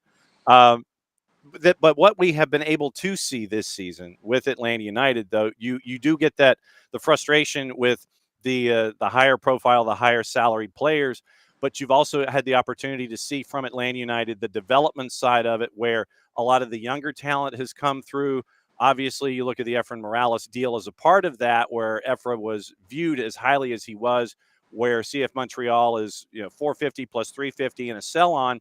You're seeing the younger players step up for Atlanta United. Will Riley, Efra, Noah Cobb, Jay Fortune, all that building has been there, and you got to see that, unfortunately, through necessity this year. Yeah, that's right. And do you know what? There are times it's good for young talent to get their opportunity in the first team in professional league sport, and there are times when it's difficult as well. Now, longer term, they'll probably learn a lot from these experiences of being on, let's be frank, the table doesn't lie. It's a bad team right now. But right now it's tough. It is tough for young players to be in a team that is losing and is finding ways to lose and is not winning games. So I feel a bit for some of these players like Riley who come in, and I mean, they're doing well. but they're not really getting. It's difficult to do so in a team that is struggling like this. So the moments you want to pitch those younger players in and really give them their legs and their experience is when a team is in a good place, when the camp has got the harmony, and you see them flourish and you let them go, and you see what they can do. They might not make it, but they're in the best position and they're given the best possible opportunity to do so. It's tough right now for anybody coming into this Atlanta group, particularly if you don't have a lot of experience. So then, part of the broadcast, when you're in your open, you have your players to watch. Can you spill any of the Earl Grey and let us know who the player to watch is for Atlanta United? Is it somebody like a Bart Sleesh who has just completely and totally lit it up numerically over the last month? Have you decided that yet as to who the player to watch is going to be? Well, the honest answer to that is I don't think it's been decided yet. I can tell you that right now. Our producer will send a note today. But also the other thing is I generally always defer to the color commentators for the player to watch and the spotlight, because I feel like really that is where their level of expertise comes in and their understanding, having been players themselves. So I generally will defer to my broadcast partner, who most weeks is Ross Smith, and who is a great judge of a player and a very, very insightful analyst. So I normally would defer to him. I would suspect Sleesh there's a good prospect it could be him, but who knows? But at this point, I generally, if the email comes through while we're on air, though, I'm happy to say who it'll be. But I haven't seen it yet. But SDHAM is suggesting Bart Sleesh for the player to watch in the Open. Literally just ship that along. There we go. Well, it could well be. So you come tomorrow night, you see that, then you know where it came from. Yeah, I'll see you on the pitch, and I'll sit there and I'll ask him, I'll go, hey, what's it looking like? And we'll figure it out. I do want to kind of tour MLS with you, but I also want to wrap up the Atlanta-Seattle discussion with what kind of a match are you anticipating? This is the last match heading into Leagues Cup, and then there are other things to look at. Andrew Thomas should be in net, I think, for Seattle. Stephen Fry on his recovery, and Brian Schmetzer had promised Andrew he was going to get Leagues Cup, so you may not see Stephen Fry till August 10. What kind of a match are you expecting at Mercedes-Benz? Yeah, and on that point, Brian Schmetzer said in the media this week, Fry is at the very early stages of the kind of the protocol. So, I would suspect, there's no reason to rush him back in. Thomas is getting a good opportunity in Leagues Cup. I suspect, look, we need to see a response from Atlanta. I mean, for 45 minutes last week, it looked pretty good against Charlotte, and then it was just a horrendous start to the second half, and all downhill from there. I mean, Ronnie Dyler spoke very strongly to us this week about the need for responsibility and for change. And as I mentioned, his patience is clearly worn pretty thin. Now, if that has been conveyed in a similar way to the team, which I suspect it probably has this week, then clearly he's going to be looking for a response. So, I would like to think we're going to see an Atlanta team come out of the traps pretty well. But we're going to see them come up against a Seattle group who are strong but have been giving away and shipping goals. A team, though, that's come out of their experience of Club World Cup very positively. 5 unbeaten since then. And I think that they learned some lessons from coming up against some of those very elite teams that they played. And they're reaping the benefits of it at the moment. So I think it's really important that Atlanta try and take control of the game and try and start well, because I think if you concede first against this Seattle group, I think it could be a very difficult night. Another couple of minutes here with Tony Husband before he actually go back to work, as he's hanging out with us here on the morning show. This is, I guess, the Lanyap section where we just kind of throw some things at you. As a part of our breakdown here in the morning, we have what we refer to as the Twitch pitch. And those are the folks that are watching us, and they'll just have random conversation. They'll have conversations with each other. They'll ask questions in our board. And one of the questions is, and this is a question that I answered, and I wanted to get yours. David wanted to know, which kit number combo is the most visible in a broadcast, just in case he's playing pickup and David gets Mike and Jason to call. But when it comes to calling matches, how easy? What are there number combinations for you that are more difficult than others? Is it the 5, the 8, the 9, and the 3 that might have a 1 in front of it? What are the number combos that you have to kind of sit there and think twice about when you're calling a match? Yeah, it's a really good point. I think Atlanta's isn't always great because of the striped nature of the shirts, and we're quite high at Mercedes-Benz Stadium as well. So you are sometimes reliant on kind of double checking something God before you love say the it. monitor. Absolutely, the monitor is crucial. It's funny though. I mean, I go back. I actually was lucky enough to call El Trafico last week, and LA Galaxy were wearing just clear white shirts, and it's the 97th minute or 96th minute or whatever it was. It's 3-2, and LA Galaxy have made 5 changes. Four of them in one go. They brought on 4 subs simultaneously. That is a commentator's nightmare. I mean, I even had a stats guy next to me, and while the game was playing, we were still trying to be certain who would come off because they couldn't keep up with it with the board. But anyway, we're in the 96th minute, and it's a key game. It's a big moment. Ball goes into the box, and the white shirt and the black number on the back of Maya Yoshida rises up into the air and heads the ball in. And I followed and covered Yoshida when he played for Southampton 10 years ago. So I have watched him play many, many times. And I was just hugely relieved that in this mass of players, as the ball goes into the box in the final seconds of El Trafico, number 4 jumps up quite clearly and heads the ball into the net. And I was able to say Yoshida as he went up for the ball. It could have been one of many others that was in the box at that moment, and it probably would have been a different sounding commentary. So that gives you an idea. A good white shirt, black number is always good. Black on gold or yellow, so Columbus is it's quite good. Nashville can be quite good on that front. The kind of light faded colors, the light blue of Charlotte sometimes can be a little bit difficult. And I suppose it's just, we're in a world these days where the numbers are nuts. We have number 99s, the 77s, 86s, and when I grew up watching football in England, it was 1 to 11. It was, relatively simple. So sometimes you can get caught out by a 17 that actually was a 7, or a 7. It's number 17 that's down, and you've caught a glimpse on the back of the 7, and you think it's number 7 who's down, and there's a pile of players around them you can't see clearly.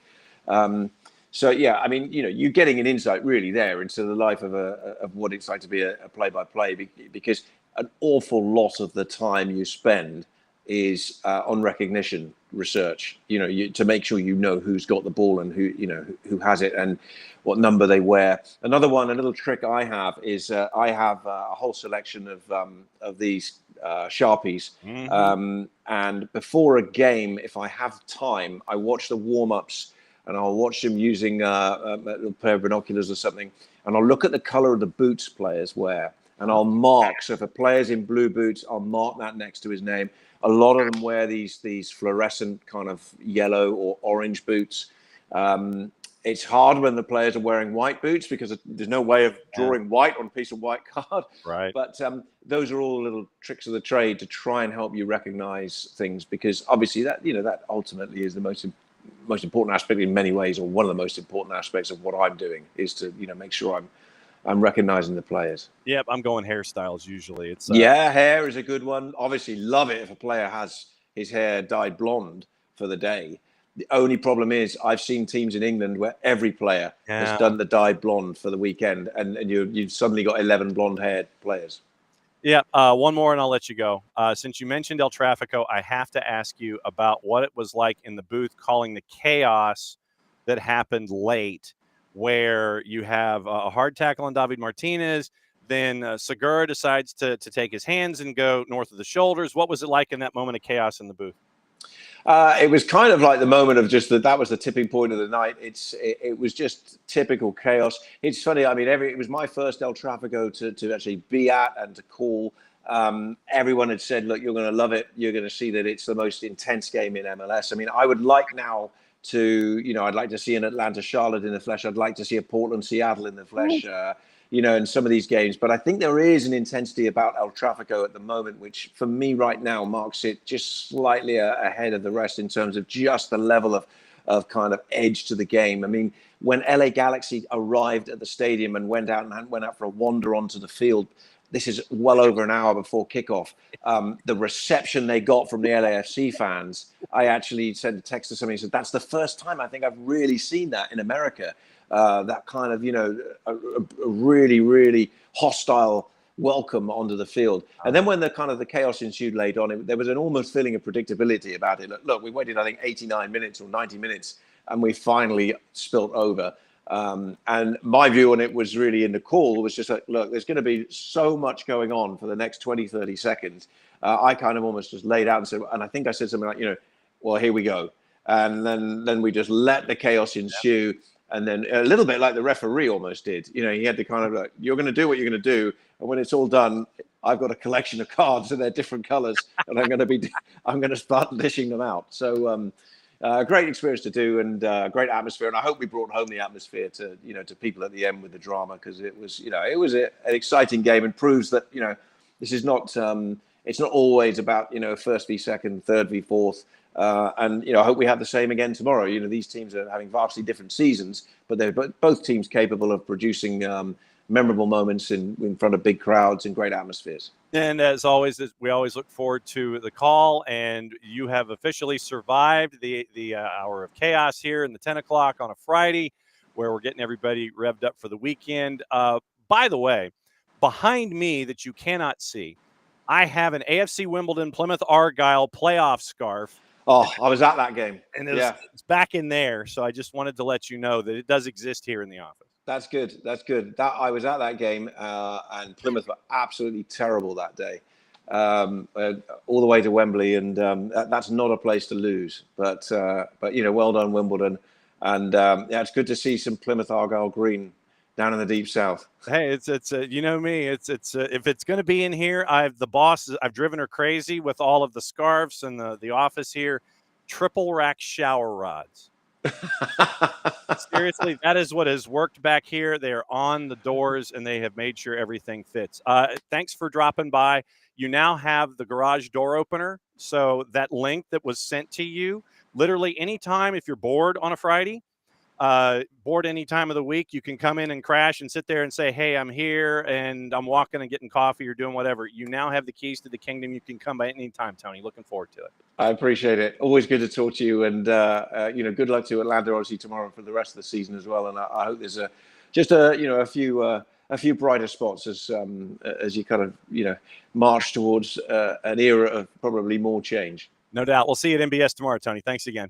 Take care. All right, Tony Husband calling the match tomorrow at Mercedes-Benz. He has survived us on a Friday. Got to talk to Brian Schmetzer, got the intel there, and we'll catch up with Tony at Mercedes-Benz. So if you see Tony tomorrow at Mercedes-Benz, say hi. And Tony will be on the field, and he'll be doing all the pregame interviews and all those kinds of things. So it's good to catch up with all of our friends from Major League Soccer and find out what's going on in their brains as they're getting ready for the matchups, and find out what's going on in and around the sport as we go. I'm going to check and see if we have and the pictures, and some of the early pictures are up for Ike and Alex from their trip to Austin, Texas. This weekend, you will hear you will be able to catch up with Marty Jellamy, and we're going to have that article up at soccerdownhere.net. And you'll be able to get some of the interview that we did with Marty earlier this week, and that'll be up on social media this weekend as well as they get ready for the trip to Houston. So Alex Eberle and Ike Eisworth, guess what? They go from Atlanta to Austin, back to Atlanta. Now they catch up with their club, travel to Houston for the Genuine Cup. That's coming up starting this weekend, and they're going to be playing Ajax in the opening round. Go back and listen to the interview that we did with Marty, and you'll find out a lot about what's been going on with Atlanta United Unified and their very, very busy month. But we'll have the article out this weekend with our conversation with Marty Jellamy, and we'll get you ready for everything going on in the Genuine Cup. Find out about what happened in Austin, and obviously with what happened in Toronto. Still unbeaten as a club in club history. And it was an interesting quote from Marty when I asked him about it. I said, do you think about it? And it's like, well, yeah, you kind of do.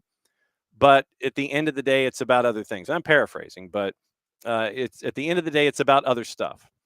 And the fact that, yeah, you're unbeaten in your entire club history, the fact that you get the chance to challenge yourselves in this environment next week with some of the best clubs around the world, and your opening matchup is Ajax in the Genuine Cup in Houston. So this weekend, it's the Kennedy Space Center and the baseball game at whoever the sponsor, Astros Park. I'm just going to call it Astros Park because the first folks were too big to fail, and the second folks, I don't know if it's still tied to the drink or not.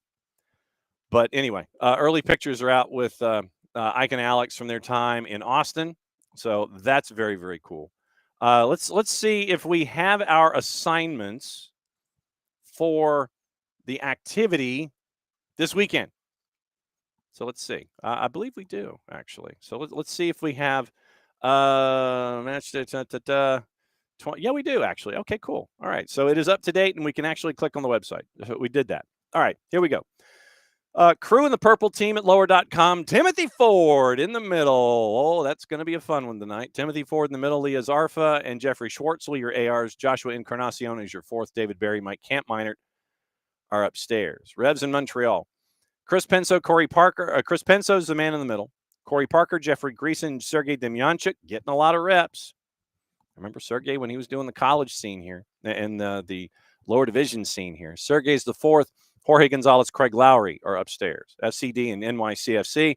John Freeman, man in the middle. Gerard Kader Lebuy and Eduardo Jeff, your ARs. Philip Dujic, however, is your fourth. Ismail Elfath and Tom Supple are upstairs. Dynamo and LAG.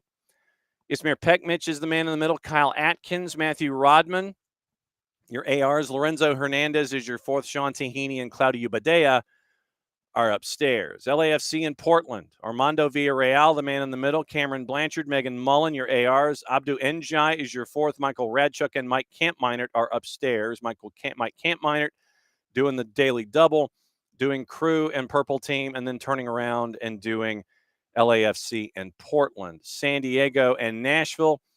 Drew Fisher is the man in the middle. Catherine Nesbitt, Callie Smith are your ARs. Servando Berna is your fourth. David Barry and Craig Lowry are upstairs.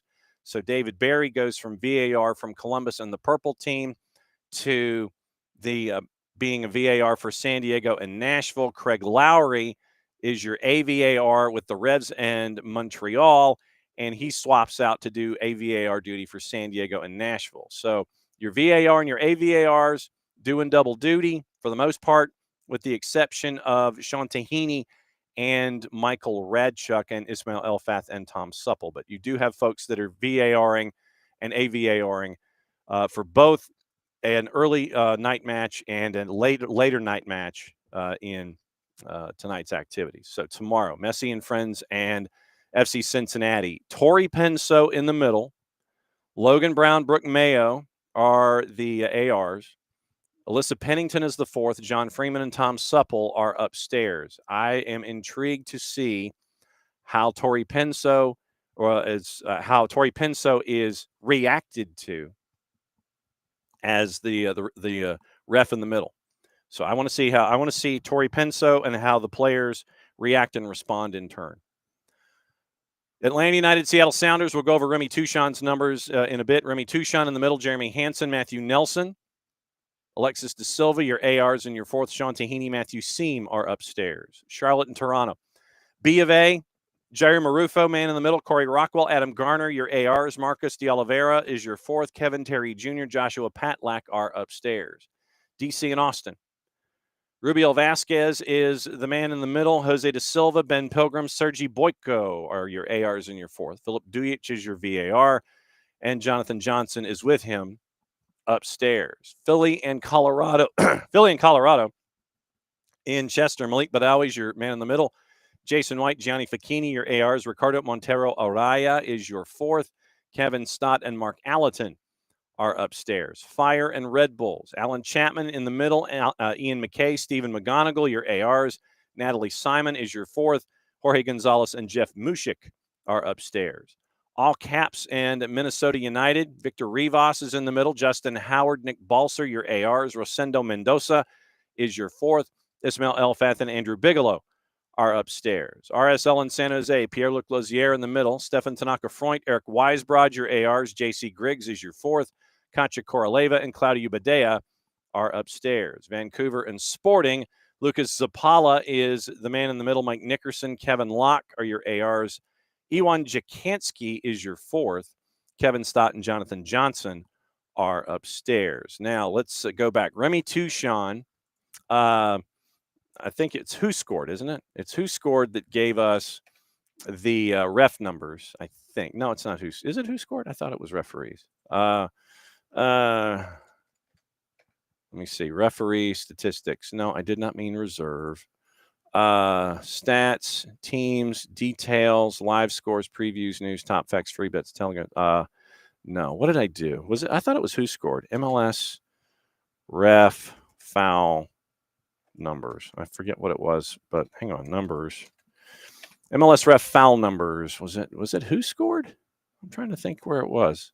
Yeah, ref statistics. Who Scored? Okay, so not in 2017, but that's as far back as they go, and that's nice. Okay, so referee statistics. Remy Touchon is who we are chasing after. And right now, fouls per match, Remy Touchon is third. And for anyone who is not in double digits for being in the middle, Remy Touchon has the most fouls called per match. Touchon, 4 times in the middle this season, averages 32 fouls called per match. Fouls per tackle, 1.17. Penalties per match, he has called 1 penalty in his 4 matches in the middle. He has given out 21 yellow cards in 4 matches. So he averages 32 fouls. He has not issued a red. But 5 1/4 yellows, 21 yellow cards in the 4 matches he's been in the middle. He has given 1 penalty so far this season. So I would anticipate that if what Remy Touchon does philosophically holds, it will be called very tightly, and he is not shy to give out yellow cards. So keep an eye on that. Yellows per match average, so we know Remy Touchon, third in Major League Soccer in fouls called per game, but he is the most of anyone who has refereed more than 1 match. Greg Dopka called 42 in his match. Rosendo Ovalle called 34 in his. Remy Touchon is third on the list, but he's the first one to have called more than 1 match in the middle to register these numbers, courtesy of our friends at Who Scored. So Touchon, 21 yellows, 4 matches, averages 32 fouls called per match. So where is he in yellows per match? He's 5th. Alyssa Pennington, and it's once again, for individuals who have called more than 1 match, Remy Touchon is first. Outside of Alyssa Pennington, Greg Dopka, Rosendo Ovalle, Abdou Njai, who are 1, 2, 3, and 4, they've only called 1 match. Remy Touchon has called 4 matches this year, so he is the first in the list in descending order of multiple matches managed. Touchon is 5th in Major League Soccer, but first among officials who've called more than 1 match. So once again, first among multiple match officials managed in fouls per game with 32.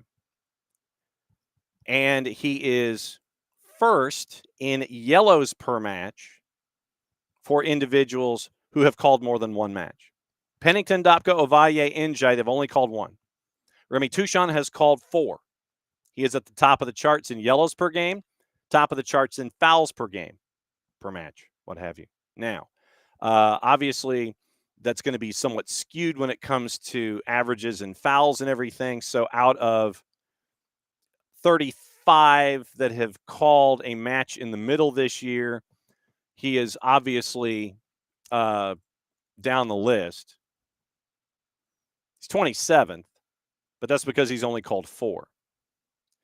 If he continued his average, say, then if he continued his average of 5 1/4 and he called 10, then I love it how pop-up windows block things. Okay, so let's extrapolate a little bit. Let's say Remy Touchon had called 10 matches and kept his average of yellows per match. That's 52.5, which would put him top third.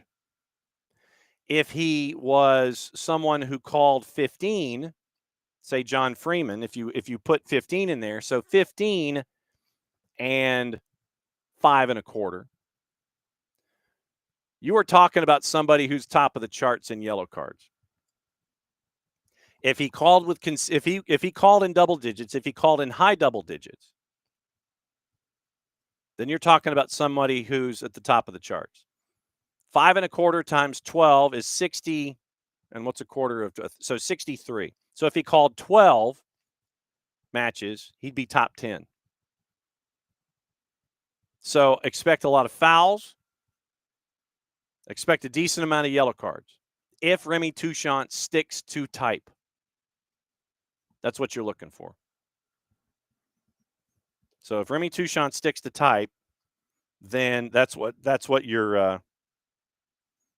are anticipating in the matchups this weekend anyway. So that's where we are. Great to have Tony Husband on to break down everything up in the booth, and as he gets ready for Atlanta and Seattle, catching up with Brian Schmetzer beforehand. And Tony gave us nothing. Well, actually, gave us a little. And it was good to catch up with Tony. We'll see him at Mercedes-Benz Stadium tomorrow, and we'll find out the call. And it was, like I said, great to catch up with Tony Husband and find out what's going on. And thanks to our friends at Major League Soccer and letting us catch up with a lot of the voices every single week with everything that goes on there. But once again, Remy Touchant, a lot of fouls, a lot of yellows. Keep an eye on that with this matchup coming up with Atlanta and Seattle. Last matchup before Leagues Cup. And then obviously we've got Leagues Cup to talk about and cover and all those kinds of things. We'll talk about that and all the stuff here as we go from July into August. I'm going to check one more time and see if we have our announce crews. If the announce crews have been, announced before we get out of here. Since we have our officials, do we have our officials? I mean, we have our officials because I just named them. Do we have our announce teams is what I'm looking for. Checking on the Insta rivalry week, May 14 through 18. So the answer is no. Okay, so we don't know all of our announce crews heading into the weekend. But anyway, we got to find out about Remy Touchant and his DNA when it comes to calling fouls. Let's check on, once again, on Alzate and find out if there's anything other than an update. Let's see. Conversations, Hull City News. Hull City News, 13,500 followers, is saying that Steven Alzate is an imminent departure, whatever that means. So Alzate is getting looked at. Expected departures: Abdou Steven Alzate to Atlanta United and Middlesbrough. Baz Cooper from Hull City News, or Hull Daily Mail, however you wish to phrase it. So Hull Daily Mail yesterday looking to sign a former Sheffield Wednesday defender. Remember our Sheffield Wednesday discussion, Akin Famewo. Let's see. I love all these pop-up windows. And let's see, not giving up hope on Ollie McBurney. Some confusion around the future of Abdus Omer. Steven Alzate and Alfie Jones also expected to complete moves to Atlanta United and Middlesbrough, respectively. So that's Hull Daily Mail on Steven Alzate. Now let's get into the Juan Beracall conversation and find out if there is a latest there. So once again, it was Tommy Scoops 2 days ago finalizing a deal to sign Beracall on loan from Getafe, including a purchase option. And let's see, that's 1983 from Getafe corner. Looks like there is nothing. Getafe Turkey is saying Beracall, and they're referring back to Tom Bogert with the Beracall transaction. And let's see, Football Al Minuto. How many followers there? Not a lot. So once again, if we translate, work continues on the departure. Defender prefers to stay in the squad. Atlanta United would include a purchase option of €2 million. Matter open. Mets less enthusiastic. So, sleeper football news: 21 appearances last season, 13 times. Solo fichajes. Okay, so this one has more than actually 1,000 followers. Better has an offer from Atlanta to leave, and everything is going back to Tom Bogert. So anybody of any following, United leads the race to sign Better with a loan proposal, including a purchase surpassing interest in Mets. And so that is the transfer feed there. And so, like I said, I'm going back into more than a day old at this point. So that's the latest on Barakal and Alzate. And I think that's going to do it for yet another week. Remember, everybody, once again, Juan David Torres of the Battery apparently got an offer from Deportes Iquique in Chile. Del, it is a renewable thing. Joining the Don's Trust every year. It's my way of doing something to be a part. Full disclosure, and then we'll get out of here. What I wanted to do was look for trusts and be a part of something that gives to a club. And so what I did when I started was Swansea City, AFC Wimbledon, Portsmouth, and Scunthorpe United. And so I'm thinking, okay, I've got one in each of the 4 main divisions and everything's cool. But then Pro Rel got in the way. And so I ended up having playing clubs, and I was pulling my hair out and those kinds of things. So it was something that I wanted to do. And so I donate to Scunthorpe every year, donate to AFC Wimbledon every year, donate to Swansea and to Portsmouth. And, at the end of the day, it's like $120. And it was just something I thought was cool, and in some small way was a way to invest, kind of like what we're doing with the Marshall Islands project on a national team scale, where we believe in what they're doing and we want to see them succeed and try to help out in any way we can as a part of being soccer for good. So yeah, absolutely donate to and give to those trusts every year. And it's a really cool thing. When Portsmouth was up for sale, they sent like the 35-page sales document.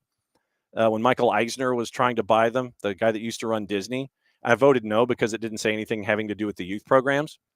But eventually it passed, but I voted no. But yeah, it's something that I do every single year is give to trusts, and the Marshall Islands gives a lot of my personal money to see them grow and things like that. So if there's ever cool national teams or causes or anything like that you want to grow, that's where I always will end up investing in things like that. So that's just me personally. And love to hear what you guys do along those same lines. So hi, Del. Glad you're back in. So to find it, and Oxford United, I think, is another one that's out there that I was debating. But yeah, literally it's like $30 a year. Portsmouth's 30. I mean, literally it's just a little something that you put in and you get a certificate, and it's hanging on the wall over behind my monitor. So that's all I do. It's something cool, and they give you emails, and you get to vote on the board and things like that, and try to further what's best for the club. So on that note, we're out because I've got to do something talking high school football with Daniel Shirley over at Dog Report in about 30 minutes. So thanks to all of you guys for another great week. And it's been really cool with all the guests. Tomorrow morning on the Odyssey app and at the Off the Woodwork podcast section, you get to hear our interview with Marty Jellamy. You get to hear our interview with Nico Moreno previewing Atlanta and Seattle. You also get to hear our interview with Tony Husband all in one place. So set your notifications at 92.9 The Game on the Odyssey app. The best of SDH AM will be up there tomorrow morning. And we will see all of you at Mercedes-Benz tomorrow. It's going to be fun, and it'll be great to see everybody. The last matchup in the homestand as we lean into Leagues Cup from there. So because it is the last matchup of the last show of the week, thanks to all of you guys for being with us every single week that we do this. We couldn't do it without you, and it's always fun to have the shared information and to be able to – and Morning Lokeville, by the way. And like I said, I'm going to try and get John Texter on the show. Did I pass it? I think I got everybody. Yep. Jordan is finally watching. Dell is in. Hang on. I want to say hi to everybody before we go. No, that's not what I'm doing. David, Abby, Derek. Yeah, and yeah, I think that's everybody. I think we got everybody in the chat. I think we did. Jordan, watching on vacation. Lokeful. Yeah, we got everybody. Okay, so hi. All right. Since it is the end of the show, I know that shocks you that we're kind of staggering to a close because of my brain going 19 different directions. But we'll see you at Mercedes-Benz. Stay hydrated. Have fun. Come indoors. Watch Atlanta and Seattle. Thanks for another week of SDH AM. Play it safe, everybody. It's the end of the week. You know what that means. Time to get out of here, but not quite yet.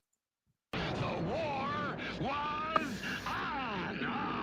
The keys on the typewriter had sharp points that kept sticking into our fingers.